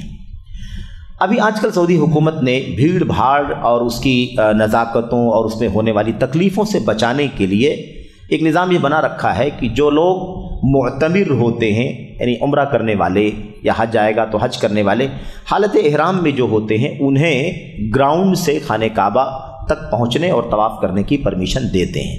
باقی جو لوگ ایک بار اپنا عمرہ کر کے فارغ ہو چکے ہیں، طواف کر چکے ہیں، اب ان کے لیے اجازت نہیں ہے، ان کے لیے حکم یہ ہے کہ پہلے فلور پر، دوسرے، تیسرے، چوتھے، 5ویں، آپ جہاں سے بھی آپ کو موقع دیا جائے وہاں جا کر کے آپ طواف کریں، کیونکہ یہ طواف نفلی ہے۔ اب اصل طواف جو واجب تھا تو ختم ہو چکا ہے۔ اس کا مقصد یہ ہے کہ بھیڑ بھاڑ سے ان لوگوں کو، مردوں کو، خواتین کو بچایا جائے جو اصلاً آئے ہیں اپنا فریضہ ادا کرنے کے لیے عمرے کا۔ اگر ہم بھی جو لوگ عمرہ کر کے فارغ ہیں، ہم سول میں ہیں اور ہم چاہتے ہیں سارے لوگ بھیڑ کر دیں گے تو ان کا عمرہ کیسے ہوگا؟ بڑی مشقت میں وہ پڑ جائیں گے۔ تو آسانی کے لیے، جیسے ہم آسانی چاہتے ہیں جب ہم آتے ہیں طواف کرنے کے لیے، ایسے سارے لوگوں کی آسانی ہو، اس لیے یہ قانون قاعدہ لگایا گیا ہے۔ دیکھا یہ جاتا ہے، اور بہت سارے بھائی اکثر سوال بھی کرتے ہیں اس سلسلے میں، کہ ہم اگر چوری کرتے ہوئے ہم بھی احرام کا کپڑا پہن لیں تاکہ ہمیں نیچے جانے کی اجازت مل جائے، کیونکہ سیکورٹی والے کو نہیں معلوم کہ آپ کی نیت کیا ہے، آپ عمرہ کر رہے ہیں نہیں کر رہے ہیں، وہ تو آپ کو احرام کے کپڑوں میں دیکھ کر کے چھوڑ دے گا کہ آپ چلے جائیے۔ تو کیا ایسا کرنا جائز ہے؟ ایسا کرنا حرام ہے، ایسا کرنا حرام ہے 2 3 4 وجوہات سے۔ سب سے پہلی بات یہ ہے کہ یہ خیانت ہے۔ یہ کیا ہے؟ خیانت ہے، دھوکہ ہے، غلط ہے، سچائی کے خلاف ہے۔ یہ آپ تو نہیں عمرہ کرنے کے لیے آئے ہیں نا، آپ عمرہ کر چکے ہیں، آپ عام نفلی طواف کے لیے آ رہے ہیں، جھوٹ ہے کہ نہیں جھوٹ ہے یہ؟ تو کیسے جائز ہے یہ؟ دوسری چیز یہ ہے کہ یہ کام خانہ کعبہ میں کیا جا رہا ہے، مسجد حرام میں یہ کام ہو رہا ہے، جہاں سارے گناہوں کی معافی کے لیے لوگ جاتے ہیں، اور آپ جا کر کے وہیں گناہ کا کام کرنا چاہتے ہیں۔ دوسری بات، تیسری بات یہ ہے، اس میں اپنے بھائیوں کو، عمرہ کرنے والے بھائیوں، مردوں کو، عورتوں کو اذیت دینا، تکلیف پہنچانا ہے، ان کو تکلیف ہوگی ہماری بھیڑ بھاڑ کی وجہ سے، اسی سے بچانے کے لیے تو یہ کام کیا جا رہا ہے، تو یہ بھی غلط ہے، تکلیف پہنچانا غلط۔ اور چوتھی اور آخری بات یہ ہے کہ وہ ولی امر مسلمانوں کا امام ہے، ولی امر کی اطاعت کرنا ضروری ہے، جیسا کہ اللہ کے نبی علیہ الصلوۃ والسلام نے فرمایا ہے، اسمعوا واطیعوا، سنو اور اطاعت کرو۔ تو یہ خلاف ورزی ہے، اور اللہ کے نبی نے فرمایا من اطاع امیری فقد اطاعنی ومن عصى امیری فقد عصانی، جس نے میری امیر کی اطاعت کی اس نے میری اطاعت کی، اور جس نے میرے امیر کی نافرمانی کی اس نے میری نافرمانی کی۔ اور اللہ کے نبی کی اطاعت اللہ کی اطاعت، اللہ کے نبی کی نافرمانی اللہ تبارک و تعالیٰ کی نافرمانی۔ اس لیے ولی امر کی نافرمانی کرنا بھی حرام ہے، اس لیے یہ کام نہ کرے۔ اپنے ضروری حج یا عمرے کے طواف کے لیے آپ جائیں تو ہی جائیں، اس کے بعد نفلی طواف کرنے کے لیے آپ کو اوپر جانے کی اجازت ہے، وہاں جا کر کریں۔ اگر آپ نہیں جا سکتے، نہیں کر سکتے، مشقت ہے، تو کہاں طواف کرنا ضروری ہے آپ کے لیے؟ آپ نہ کیجیے، آپ مسجد میں داخل ہوئیے، جہاں اوپر جائیے، بیٹھ کے قرآن کی تلاوت کیجیے، نوافل پڑھیے، 1 لاکھ کا ثواب اللہ تبارک و تعالیٰ دے رہا ہے، کیا پریشانی؟ کیوں مشقت میں ڈالنا، کیوں مخالفت کرنا، کیوں گناہ کے کام کرنا؟ ایسا کرنا درست نہیں ہے۔ ھذا ما عندی واللہ اعلم، وصلی اللہ وسلم وبارک علی نبینا محمد وعلی آلہ وصحبہ اجمعین۔ السلام علیکم ورحمۃ اللہ وبرکاتہ۔